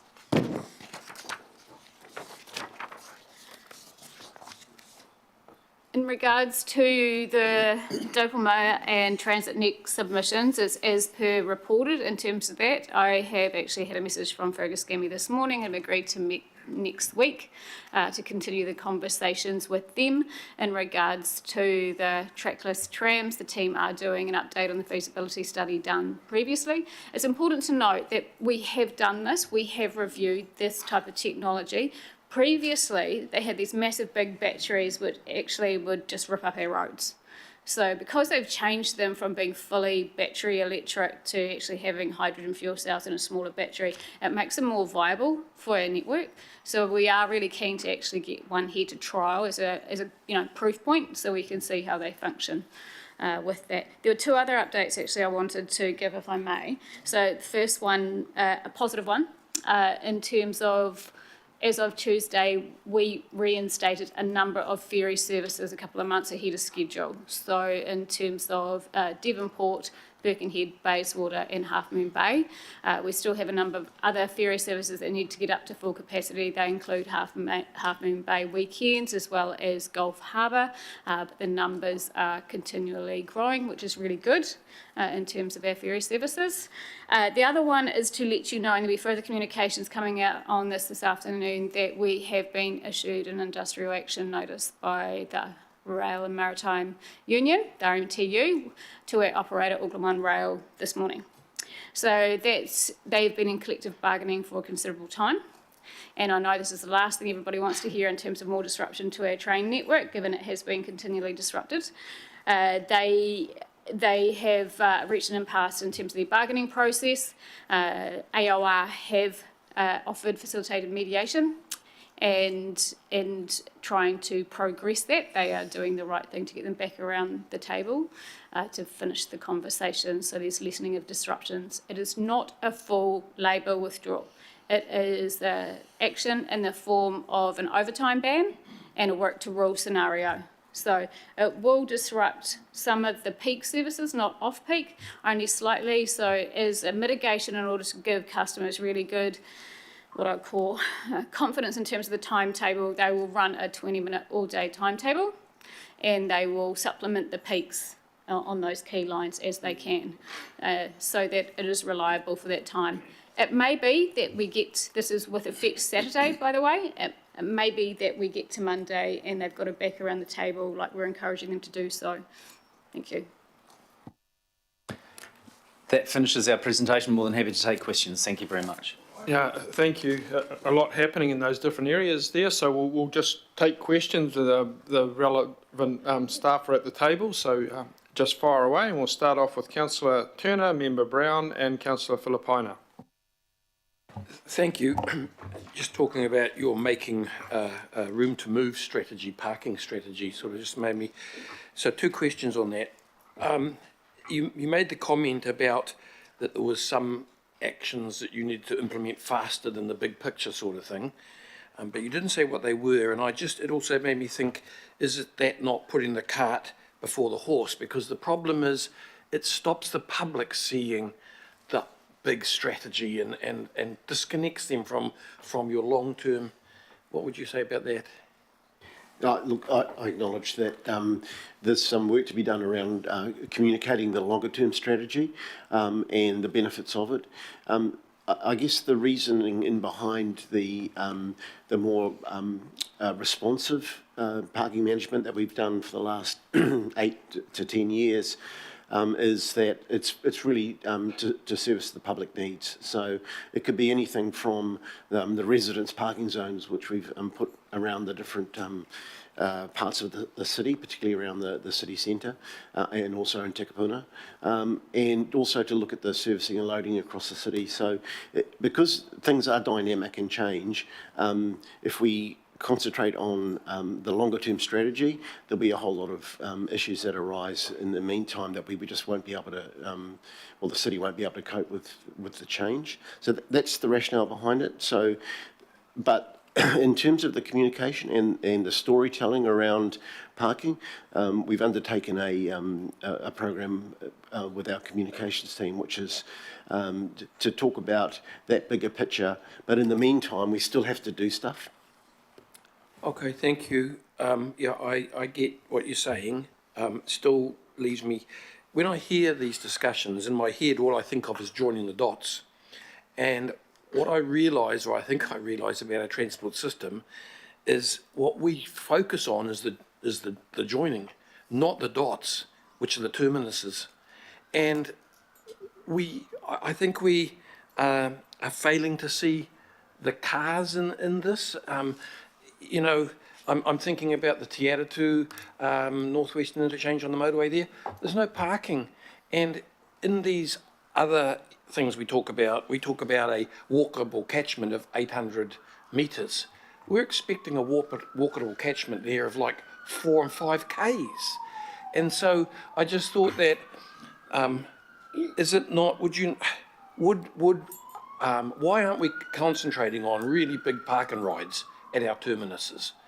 Are they not what, is the lack of them it's taking away the potential for the transport, is it not? Thank you. Look, it's a really good question. I think park and rides have their place in terms of that, but we do have an integrated network. So for all of our rapid transit system, it is designed so that they have feeder services in order to provide good network coverage and make sure that they get to, it's a hub and spoke model. That's the way a network is. So do we need park and rides? Yes, we need park and rides, particularly on the extremities, in order to be able to have a bigger catchment for people to come to. But it is an integrated network. So for most people, if you're catching a rapid service, your feeder bus is free because it's integrated into your ticket cost. That's the way it works. Yeah, thank you. Member Brown? Thank you all. Always a pleasure to see you together. I've only got 3 questions. Just greasing the wheels. Okura provided feedback on AT's statement of intent and recommended the inclusion of 2 additional performance targets. Have these been identified, and can you indicate what these 2 measures are? Thank you for the question, and thank you for providing it in writing beforehand. So I'm not sure whether you've got the written response, but I'm happy to send it on to you. But look, we do have that feedback around the SOI. And there is potential for us to include new measures, so we're working through that, and we're thinking about examples that we might be able to use. For example, the number of marae where a program of work was delivered, or the percentage of Auckland transport staff that identify as Māori. So we are working through those things, and we will come back to you when we've consolidated that based on the feedback and the discussions we have both with our board and Auckland Council. Okay. I'm assuming you have the second question as well. So I'll move on to my last question. In an attempt to sort of help me,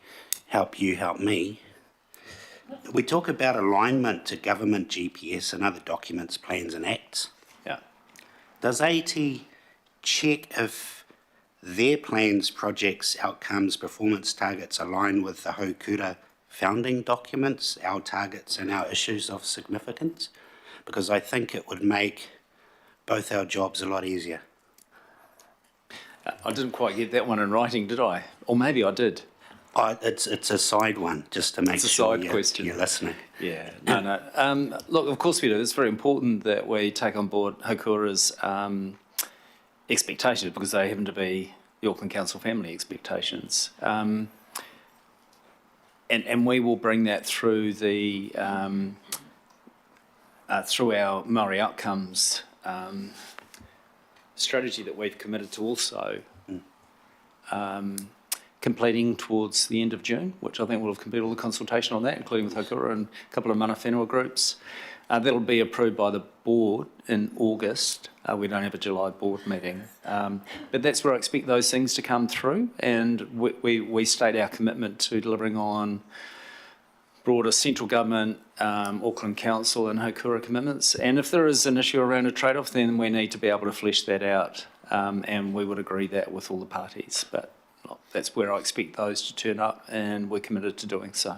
Awesome. No, and that's great, because, you know, the interactions we have can be quite focused and particular when we're sort of reading from the same gameplay book. So thank you for that answer. That's our commitment is, and I've had the same discussion with Phil Wilson around how we can continue to lean into this, and our commitment to honour what we've set out to do with you and Council. Yep. Ka pai. Thank you, Dean. Councillor Filipaina.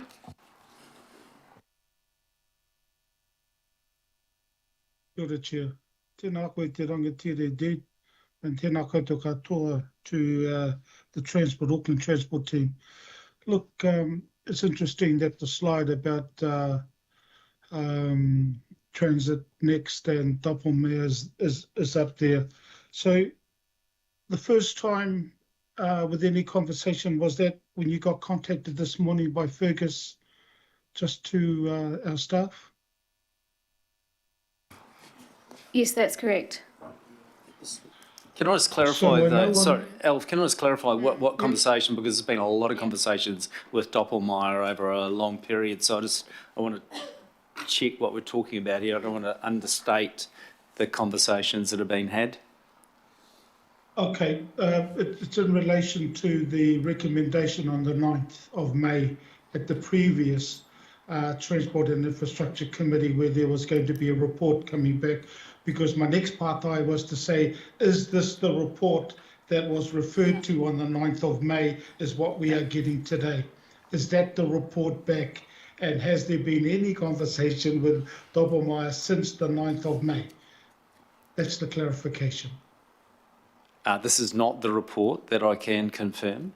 As for discussions with Doppelmayr in depth, I haven't had those personally, but Stacey, I know you've been working on this. Is there anything you want to add? Yeah, and it's important to also make sure that they're meeting with NZTA for these rapid projects, particularly when there's phases of the project. I think that's really important to understand. So I understand that they have recently met with NZTA, which is good, and I have had some conversation with them on that. But I am meeting Mr. Gammy next week. So, Stacey and Chair, just to supplement you to that, can I then assume that the same thing has happened with Transit Next around any discussions? Our team have engaged Becca, that was with them last time, in terms of their local representation who've been working on that. Yes, we're updating our feasibility study based on the new information, and they have a timeline and plan to engage. Okay, last question, Chair. And when will the report come back to the Transport and Infrastructure Committee as per the recommendation on the 9th of May?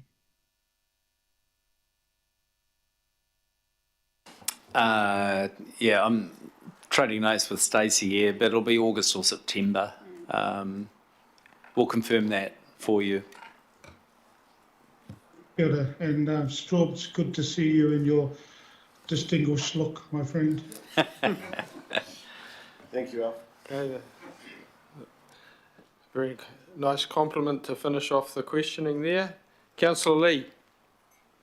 Thank you, Mr. Chairman, and my apologies for getting a couple of pages stuck together in the previous item. I couldn't see this report on Nexus, so I thought I only had one crack.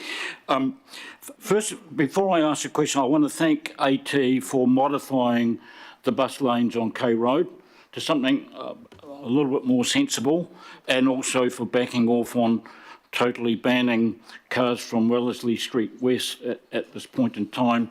I can't give any bouquets for the 24-hour parking charges in the inner city. I just think it will further hollow out our inner city, which I think is counter-strategic. My question, first of all, relates, as you probably heard, to the Waiheke Competitive Service, Waiheke Direct, about the delay in them or Wharf 3 getting hop card services.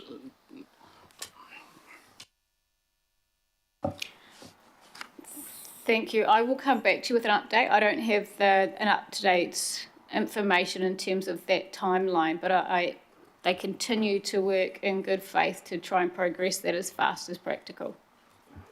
Just a little bit concerned, it's been pointed out to me, and I recall that that wharf does have hop pedestals which worked when the main wharf was being repaired. And why, if it can work for Fuller's, why can't it work for Waiheke Direct, like instantaneously?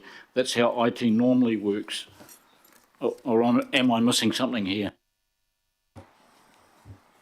In short, yes. And I will come back to you with a bit more information. Thank you. The second question, also I've rehearsed, and that is AT had an excellent reporting system on all forms of transport, from trains to cycling, motorway congestion, everything else, called monthly indicators. And that seemed to disappear off the board agenda about a year ago, and I assumed maybe they're going to report every quarter, but it's just seemed to have stopped altogether, and I think that is unhelpful. Is there any reason why that excellent report is no longer available?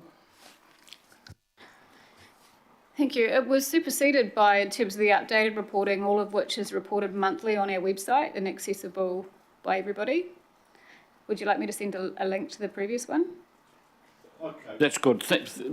I'm just curious why it's no longer on the board agenda where I normally look for these things. Could someone tell me where, given the presentations this morning, which focused on rail PT, what is the current patronage per year at this point of time for rail PT? It's about 14 million. It's yeah, about 14 million, considering we're probably about between 60 and 70% up and down with the various sort of closures that we're having. Okay, if someone could send me an email with those links to those indicators, I'd appreciate it. Thank you very much. Thank you, Councillor Lee. Mayor Brown. Thank you for the presentation. A couple of questions. One on the electric ferries. We seem to be, I mean, these were started well before I got here. How is the cost benefit of all this going? Because the charging things seem to be quite expensive and coming in quite late. It seems surprising we are just getting resource consents for something or other now.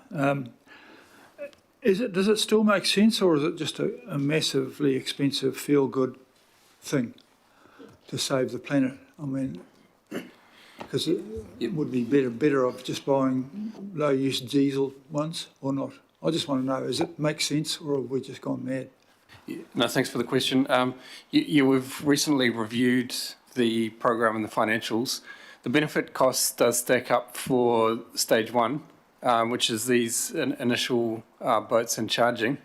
But because it is cutting edge technology, and there's a little bit of uncertainty out there as to how technology will evolve, we will definitely, after stage one, completely review the whole business case. And if it doesn't make sense to proceed, yeah, then we would look at changing the propulsion method. I guess it just strikes me as one of those things that sounds good, but I didn't know that it's been proved good. I'd like to have some feedback on that as we get on. Thank you. And in terms of leading edge technology, instead of being leading edge in new things like ferries, it'd be really good if we could be catching up on in the songs we were talking about before with signals and other bits and pieces, as brainy as they are. But yeah, I know you're going to work on that. With the parking guy, I had a nice chat to the parking gentleman during lunchtime. Thank you very much for that.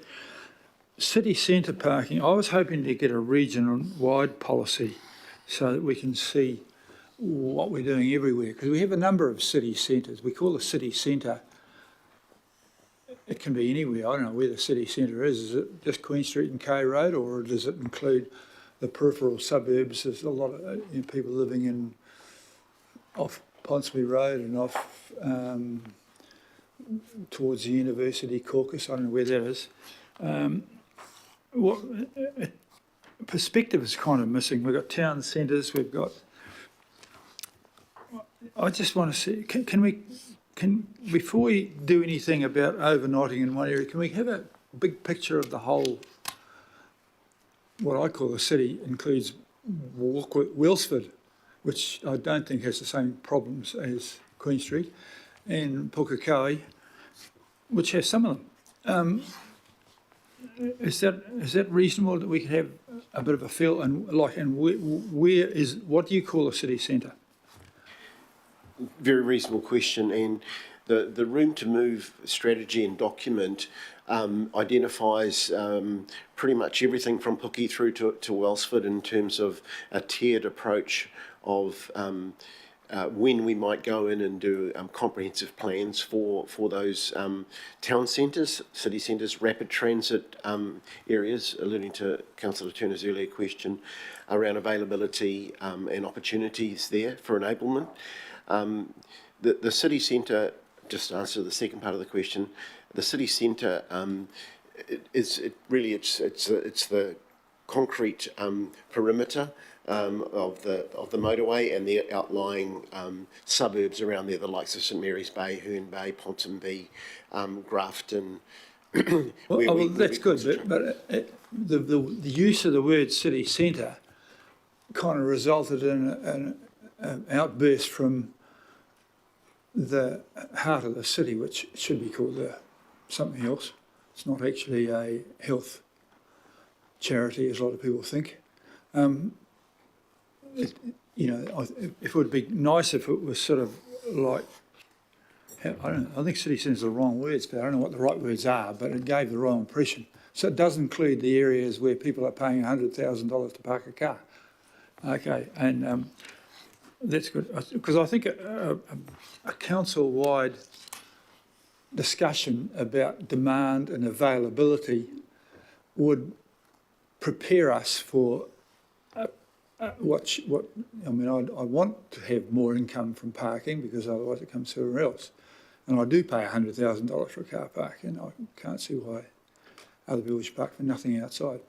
But it does need to be sold in a big picture thing rather than just bang. And I'm sure you've learnt that. But so you can assure me that we're going to have something like that, and perhaps have a discussion about it as we get there. Is that all right? Yes, I can assure you of that, and bring it back to this this forum. And I think it needs to be linked to these the changes in fines, because my argument with the government is that we've got one nationwide fine for parking, and every time we do something right across the nation, it doesn't work in most places. And so $12 might be a good fine in Gore, but it's not enough in Ponsonby. And so if we just don't show some flexibility across our region, it's very hard for me to argue with the government that they should show some flexibility across the whole country. So thanks for that. Acknowledge that. Thank you, Mr Mayor. All right, Councillor Fletcher, Ferry Simpson and Councillor Williamson to finish us off.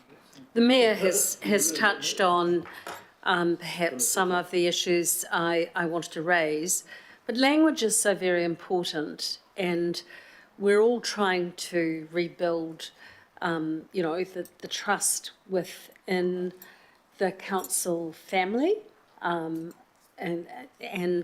so what I am a little bit confused about is paused for further discussion.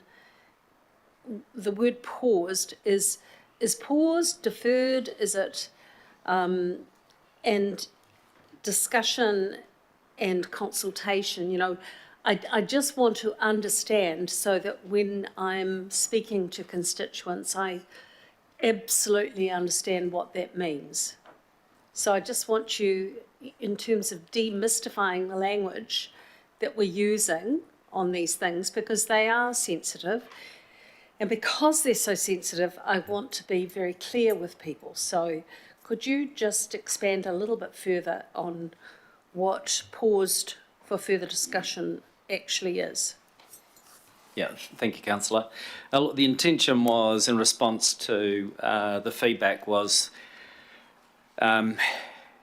we would continue, so I'll repeat using my words, hopefully giving clarity. We will continue with the Sundays and public holiday charging in the Auckland city centre area as defined earlier.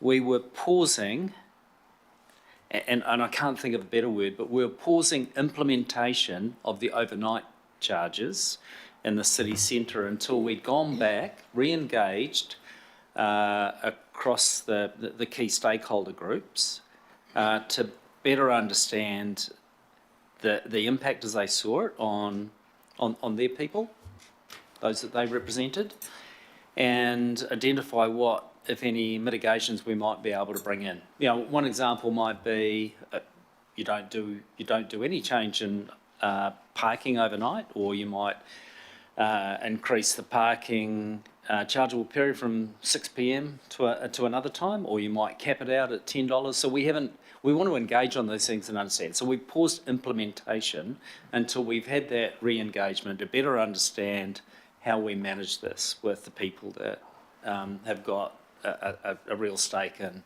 outcomes in the city centre. So we haven't cancelled. Another word might be defer, but pause seems to be the most appropriate word. No, that's good. That's fine. And what you've said today gives me the comfort in going back to others to say, look, there very likely could be changes. But it isn't just a ticking box exercise. So No, I can give you the assurance it's not a ticking box exercise. We know where that'll end up. okay. And the second thing is, in terms of Lloyd Avenue and the crossing this coming weekend, what comms are you planning, further comms? Because there is still in the community, there's still quite a bit of discussion going on. Yes, so thanks for the question. And yeah, we're very aware that the closure of crossings needs a comprehensive comms package around it. The approach that we've taken is to have good engagement with the communities around those crossings. And then we have a 1 month, let's call it very focused communications program leading up to the crossing closure, with individuals going around businesses and households, knocking on doors, giving leaflets out. There's signs are put up in the street close to the crossing closure so that people are aware of the dates. And when the crossing actually closes, so that the first one will be 8th of June, we'll have ambassadors in the streets to be able to direct people to the alternative crossing points. And so it might not be perfect, but there's been a lot of energy and focus put into it. We'd welcome any feedback of how we can do better, but it is something that we're focusing on getting right. Thank you. I think going forward, one of the things that the Mayor was talking about, what the city centre means to people, can mean different things, but where you're talking about the more central part of Auckland, while we talk about localised communities and, we're a series of villages, the reality is, and we saw it with other road closures in recent times, that people can use from across town. We don't just deal with the communities around those individual villages. There can be wider impacts on other Aucklanders living around the region. And I'm worried that we don't always communicate these things to a wider audience. We might have leaflets and things that are happening in the immediate vicinity, and I think in part this is perhaps where there was a bit of controversy with Meola Road. We've got to understand that the role these smaller community assets and so forth have on a wider Auckland. And I wonder whether that's something that Auckland Transport is giving some thought to in terms of ongoing communication. Yeah, so, sorry, no. I was going to say, yeah, absolutely. We're taking on board that feedback and looking at what we can do to reach wider audiences. I guess the issue with these two particular pedestrian crossings, they are pedestrian crossings, so the catchment area that use them is generally in and around those. As we move towards vehicle crossings, you're absolutely right that there's a much wider reach, and so that will become of increasing importance that we reach a wider audience. So absolutely, we're looking at how we can do that better. I'll leave it there, Chair. Councillor Ferry. Thank you. Hopefully my connection doesn't drop this time. So my question follows on about Lloyd Avenue. One thing that we've been getting, and I want to acknowledge that there was a mistake with an early sign that said May 8th, and it was supposed to be June 8th, and that created a bit of confusion and concern, and that was quickly corrected, so thank you for that.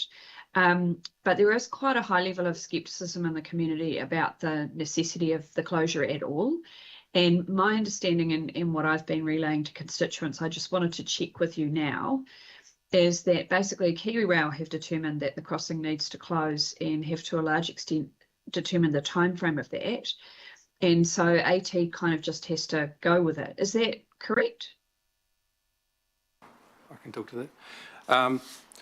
It's not an arbitrary decision by KiwiRail. It's linked very much to the City Rail Link program. So the next stage in City Rail Link is testing and commissioning. So that means that we'll start to run trains through the network. And as they start to ramp up the rail traffic in and around the City Rail Link loop and the tracks leading up to it, it means that the amount of time available for people to cross will be significantly reduced. So a key reason for the crossing closures is to avoid people getting frustrated waiting to cross and then trying to dash across the lines. And so I think in terms of the key messaging, it's to say these crossings are getting closed ahead of the City Rail Link commissioning and testing. And then when City Rail Link comes online, people will see even more the reason why they needed to be closed. Yeah, I think the key thing I was looking for there, and I appreciate that context, is that actually the decision maker on whether these pedestrian crossings remain open or closed is actually KiwiRail. Is that correct? Well, I wouldn't say it's just KiwiRail. It's a combination of Auckland Transport, KiwiRail and City Rail Link Limited. And it also has other factors of the rail safety regulator, which is another entity altogether. So it's a combination of different parties. I wouldn't pin it solely on KiwiRail, although they are the ones that own and manage the tracks, and they have a duty of care from that perspective, yes. So what is Auckland Transport's ability to potentially turn around and say, no, we don't think one of these crossings should be closed? Look, they're all looked at on a case-by-case basis. I wanted to probably give you a little bit more sort of understanding as to why with the level crossings, because I think that's important. So, I mean, the number one is safety in terms of that. So, and that's a sort of given in terms of that. So people do take more risks, you know, when you have higher, more frequency. The other one is time benefits. So if we want to run a better timetable, we need to take out those impediments in the timetable that slow things down. And so we can't stick to timetable. We'll have reliability if we have too many of these things across our network. And we've got a prolific amount in comparison to others. And so it is about that network resilience. It's about the efficiency of the timetables as well. And therefore, you know, improves the mode shift and people's trust in using rail because the timetables will be better. So these are hard conversations, but we just need to make sure that we're doing the right level of engagement with the community so that we're building solutions to be able to mitigate any sort of negative consequences of the closures. And really keen to hear the feedback on that, because you're obviously getting that from your constituents in the community. What are you hearing would be really helpful for the team to be able to build. I've got a couple more notes here. From Donald, who's leading this program. He said that he's had some positive engagement with Blind and Low Vision Institute at Home Live, because obviously that's a key one too. They've done additional engagement with residents and businesses at Kingdon Street and others to deliver the best possible outcome. Positive engagement with emergency services to ensure their concerns are built into the level crossing program as well, because that's another consideration. And further workshops with key stakeholders such as CCOs, utility providers, etc. They said that they had the opportunity of having an elected member workshop on the 26th of June. And I understand, he said, we held one-to-one briefings with any councillors who requested them as well. And that was only yourself, Councillor Ferry and Councillor Turner and Councillor Henderson were the three that had those individual briefings, but there is another workshop on the 26th of June about the broader program and what that means. Also trying to, I guess, help people understand what it means to the train frequency and running going forth. Yeah, and look, I found my briefing with Donald really, really useful, and I feel I understand this quite well. What I'm trying to unpack a bit here is that there's a high level of scepticism in the community, and how do we, we as in the big family of people who are improving our transport system, how do we, I guess, rebuild that trust? And the Lloyd Avenue crossing is sort of one tiny little example out of many that we could all, I think, point to. So this has been helpful for me. I've got an email to reply to, and I thought I would ask these questions and get some answers on the public record before I did that. So I really appreciate that. Thank you. All right, thank you. Councillor Simpson. Thanks, Chair. Look, I've mastered the art of doing two things at once, but sorry, I haven't mastered the art of being in two places at once. So I do have some questions, and sorry I'm a bit late to the party, and I might do some more direct follow-up. But I did have a question as well around the rail crossing in Kingdon Street. And I suppose my question through you, Chair, to you, Dean, to Dan, is can you give local councillors some really good comms around this? Because, you know, a lot of people say, well, why are you closing it at CRL? You said it's for CRL, that's 2 years away, you know. You've got 2 years, leave it operating. So my first question is, can you give us something that we can tell the wider community and the background and the reasoning to that? I did have Lloyd Avenue and Mount Albert as my other option, but I've just heard that that's been dealt with. First question, yeah. Yes, okay. We can absolutely share in more communications and what we've actually shared on that. It's a really good point, though, about the why, and so that's something that I picked up on. So the reason why these are closing early is because there's got to be a lot of signalling changes. So the whole signalling system is being upgraded for CRL. So, you know, part of that in terms means that we need to make these changes now as an opportunity in order to do that properly. And so because once we start doing test trains and everything through the network, all those signals need to align. So the likes of the Kingdon Street one was initially planned for last weekend in terms of that signalling upgrade. That's now happening in a couple of weeks. That's the why behind it. That's the why early. So in terms of people understanding that, I think it's important for them to understand that broader picture, because otherwise they'll be like, well, CRL still a couple of years away. Exactly, that's my point. I don't think people get that now why. We'll get the comms to you, and it's a fair question, and we'll continue to do that for councillors in general, because I'm sure that many of you will get questions. Yeah. Because the reason up till now has always been for CRL, you know? So, yeah, that's my understanding. And it remains the CRL. It's just the work we have to get done before we arrive at that full throttle day one. So I agree. We'll get that out. And also with Kingdon, of course, it's very much from the Newmarket Business Association's perspective too. So they have a big role as opposed to just residential community. Okay. My second question, I hope this hasn't been answered. It's in respect of ferries. And it appears that there's still some disruption, even with the knowledge of what happened this cruise season just gone. So can we at least change the timetables to give certainty, or is there a longer term solution? I'm still hearing issues around that. Thank you. Yes, there is still issues around that. So come next season, we still will have that problem during the AM peak. We've pretty much mitigated that PM peak side of it with the hour extension. Ports did outline why they can't do that, and that's got a lot to do with MPI timing in terms of their working hours, as well as restrictions in terms of the Waitemata Harbour around whales and movements of big vessels.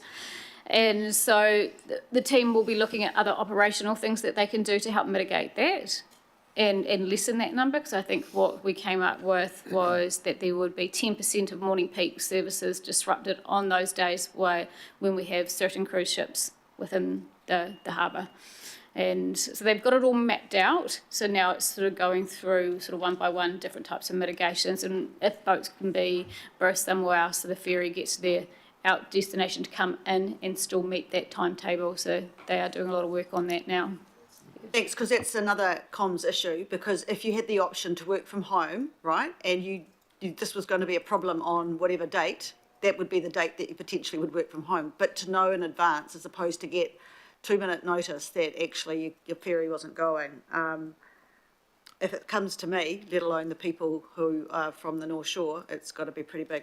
And my last question is just around the new plans for bus lanes up Pitt Street. Look, these look good, but just want to check, has the fire service been consulted around those so that it's got adequate access in and out for its appliances once these changes have been made? And if so, are they happy? Yes, so the answer is absolutely yes. There's been comprehensive consultation with all the affected parties in that area, including the fire service, and the systems, they're happy with where we've landed in terms of the design. I just pick up on that question about the ferries station. I appreciate what you say about trying to find mitigations, and you have been quite, quite blunt here in terms of the 24 that are anticipated to significantly disrupt the morning peak, and there's a whole swag of ferry runs in there. Just a question that comes up from some of the ferry commuters is what do they do overseas in places like Australia, where they have more of these ferries visiting, and in a number of cases they have quite frequent ferry services. What approach do they take? Is it different, or is there something in there that we could learn from? In most circumstances, so if you consider us in terms of Sydney, they've got purpose-built cruise facilities, so the design of their system doesn't interrupt their commuter services, so it's designed that way, and that's our weakness right now. And of course that's something that I think with our planning going forward that we're going to have to work out is, if cruise ships continue and they get busier, how we propose more permanent mitigations there. Right, thanks. Because I guess I think certainly the tone is, and I know you would have picked it up on previous occasions where certainly from the public of Auckland it's round the wrong way, where they're getting accommodated at the expense of our commuters, who we're there to serve. But we appreciate what's been done, but that's obviously going to be one that's going to be front and centre for all those affected communities. Okay, Councillor Turner, Walker, and then Williamson. No, I just had a different example. You've answered about 3 times. Thank you. That's great. That's the sort of question we like. Councillor Walker might not be so lucky on this one. Councillor Walker. I'll do my best, Mr. Chair. Can you confirm that we'll be having a report on the electric ferries and the electric hybrids in an upcoming meeting, and just identify when? And can you give us some assurance that that report will cover off costs and any cost overruns and design issues?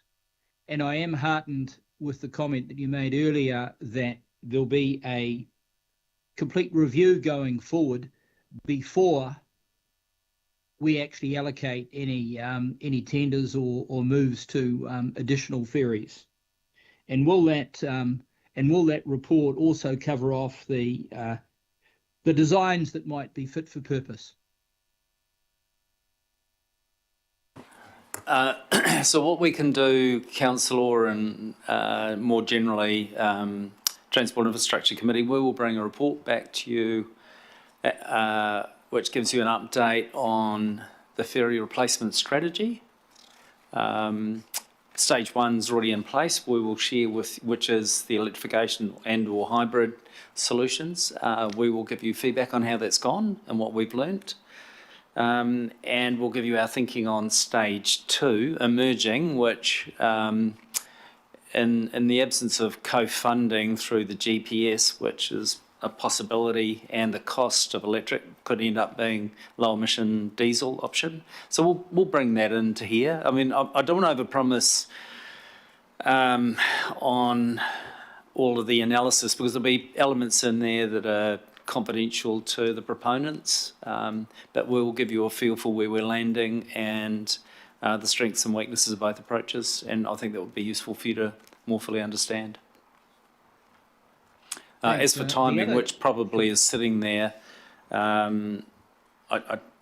It's probably a few months off, isn't it? It'll be later this year. Last time you said July. Yeah. We won't be ready for July to do that report. So we will, I don't remember saying July, so sorry if I've forgotten about that, but we will come back to you with a date. It'll be later this year. Okay, the other question I've got just goes to the overnight parking, and I'm encouraged that there is a pause there. In respect of your engagement and the way you look at this issue, will you be taking a case study approach, looking at various aspects of the market? For example, you've got residents in particular areas that might be defined. You've got various businesses that are affected and so on, so that it isn't just a sort of a consultation tick box exercise, but you've got an idea of the particular unintended consequences that that might occur. Do you take any kind of case study approach? I'm going to hand this over to John, and I may have some comment after he finishes, but John. Thank you, Councillor, for the question. The simple answer is yes. We will be looking at conversations with all affected parties that we can. As the councillors in the TIC would appreciate, we have had a lot of feedback and a lot of direct feedback, and so we're well aware of our audience and have already reached out to a significant number of those stakeholders and are lining up our meetings face to face as we move through the coming weeks. So the answer is yes, and I think it would be fair to say that it is an exercise in listening and learning and then working together to find, as Dean alluded to earlier on, find some solutions that that can work for most of the people. Thanks, John. And my last question just goes to ferries, and particularly the Gulf Harbour run. That run has been severely affected. It's really encouraging, and I commend the additional services that are coming online. Do you think it's appropriate and timely to have some form of marketing or confidence building campaign to the community so that you actually lift the patronage?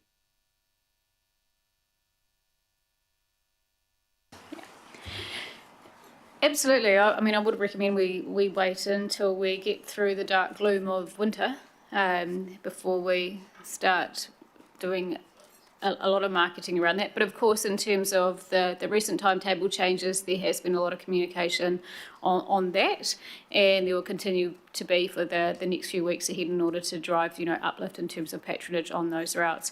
And as we get Gulf Harbour back to full steam, we'll be doing exactly the same, and it'll be targeted to the community to make sure that they're well aware of it. Yeah. Thanks. Gulf Harbour could use a shot in the arm. Okay, Member Brown. Thank you, Mr. Chair. A really quick answer to this, and like the Mayor, it's before my time, so I just don't know. But what was the rationale around providing ferries and ferry services? And I only ask this because I'm intimate with the CapEx and OpEx required to run it successfully, quite aside from environmental and recruitment issues.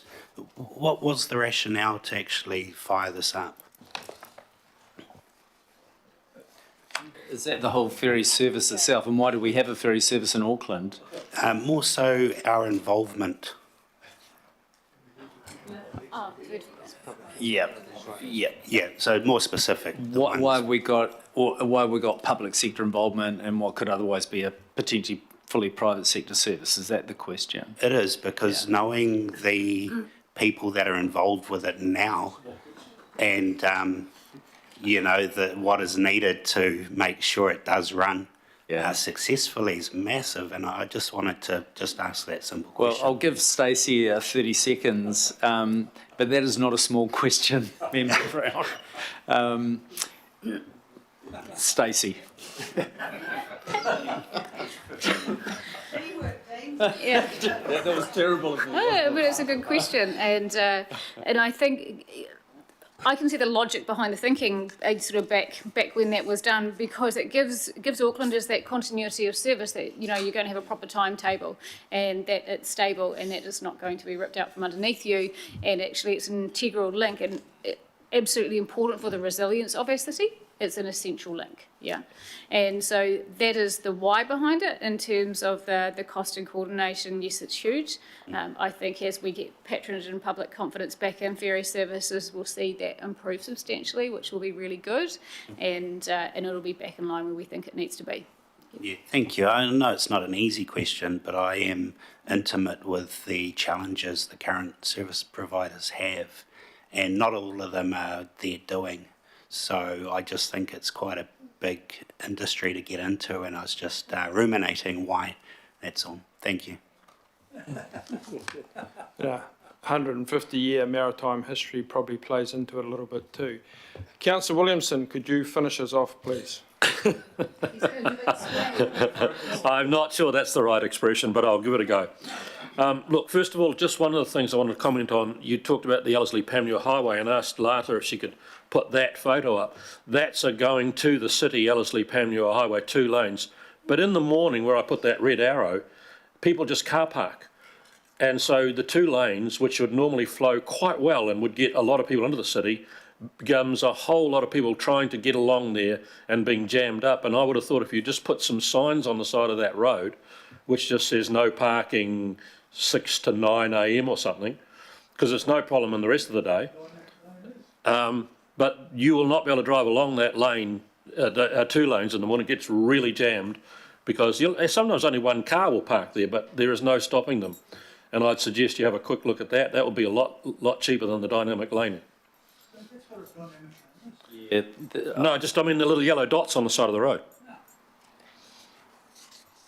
Well, or a sign up that said no parking there. I tell you, we'll investigate it, commit to that, but it's also committed as part of the dynamic lane investigation, which may add other benefits over and above no parking down there. So we will come back to you when we get to that point. Councillor? Okay. It's just that there never used to be, and there's a big complex or campus there for St John, and it turns out they must have a whole lot more staff in recent years, because now the staff are all parking out on the road rather than in the car parks they've got, because there's not enough of them. So all it does is it stops the Ellerslie-Panmure Highway being an artery, and it becomes a clogged artery. Anyway, my second point was to throw a really big bouquet to AT. At our T&I meeting last month, you'll recall I had a bit of a grump about I had been trying to get hold of a person who could help me with a constituency matter regarding the cycleway. The good news is that Mark Lambert got in touch with me almost immediately after the meeting, put me in touch with somebody at AT called Adrian Lord, who from this point on will be known as Good Lord by me, because he made a distinct impression. He came out to my house on a Saturday. We walked the cycleway. He saw firsthand how dangerous some of the curves were and how narrow they were. He's offered to get some share with care signs up as quickly as he can, and we're going to agree where the most appropriate parts would be. He's also looking at putting a walk your bike only some of the signs, because they're too narrow for even 2 people to walk beside each other, let alone someone to be walking with a cyclist coming at them. So I have to say that from that afternoon, I had the most amicable, productive. He's an Englishman with a very, very good Monty Python-based sense of humour, and we had a damn good bloody walk and a good chuckle along the way, and found some solutions to a problem that's been a bit of a weeping sore for a long time. So a big congratulations to AT. Thank you, Councillor Williamson. Adrian is a very approachable and helpful man too, as anyone who has any dealings with him. And on the basis of that rousing endorsement, Councillor Williamson will give you the honour of moving, and we get Councillor Baker to second. I don't think anyone needs to. We've had a good shot at all this, so I'll just put it to the vote. All those in favour? Aye. Against? Carried. Thank you, AT team. That last picture of his is what a dynamic lane is.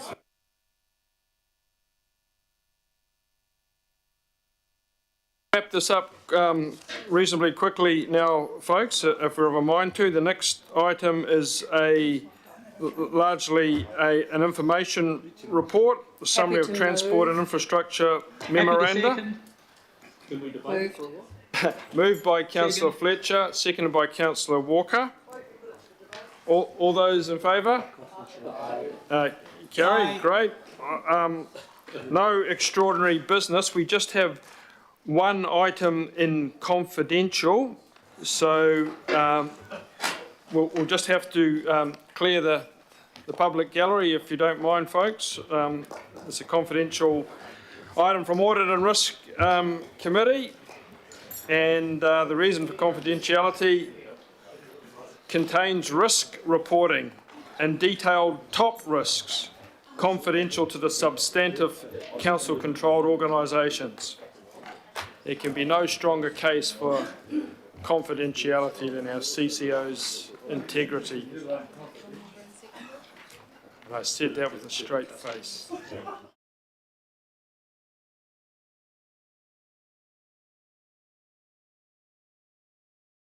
Who is desperate to get out of here, I can see by body language. Seconded by Councillor Turner. All those in favour? Aye. Okay.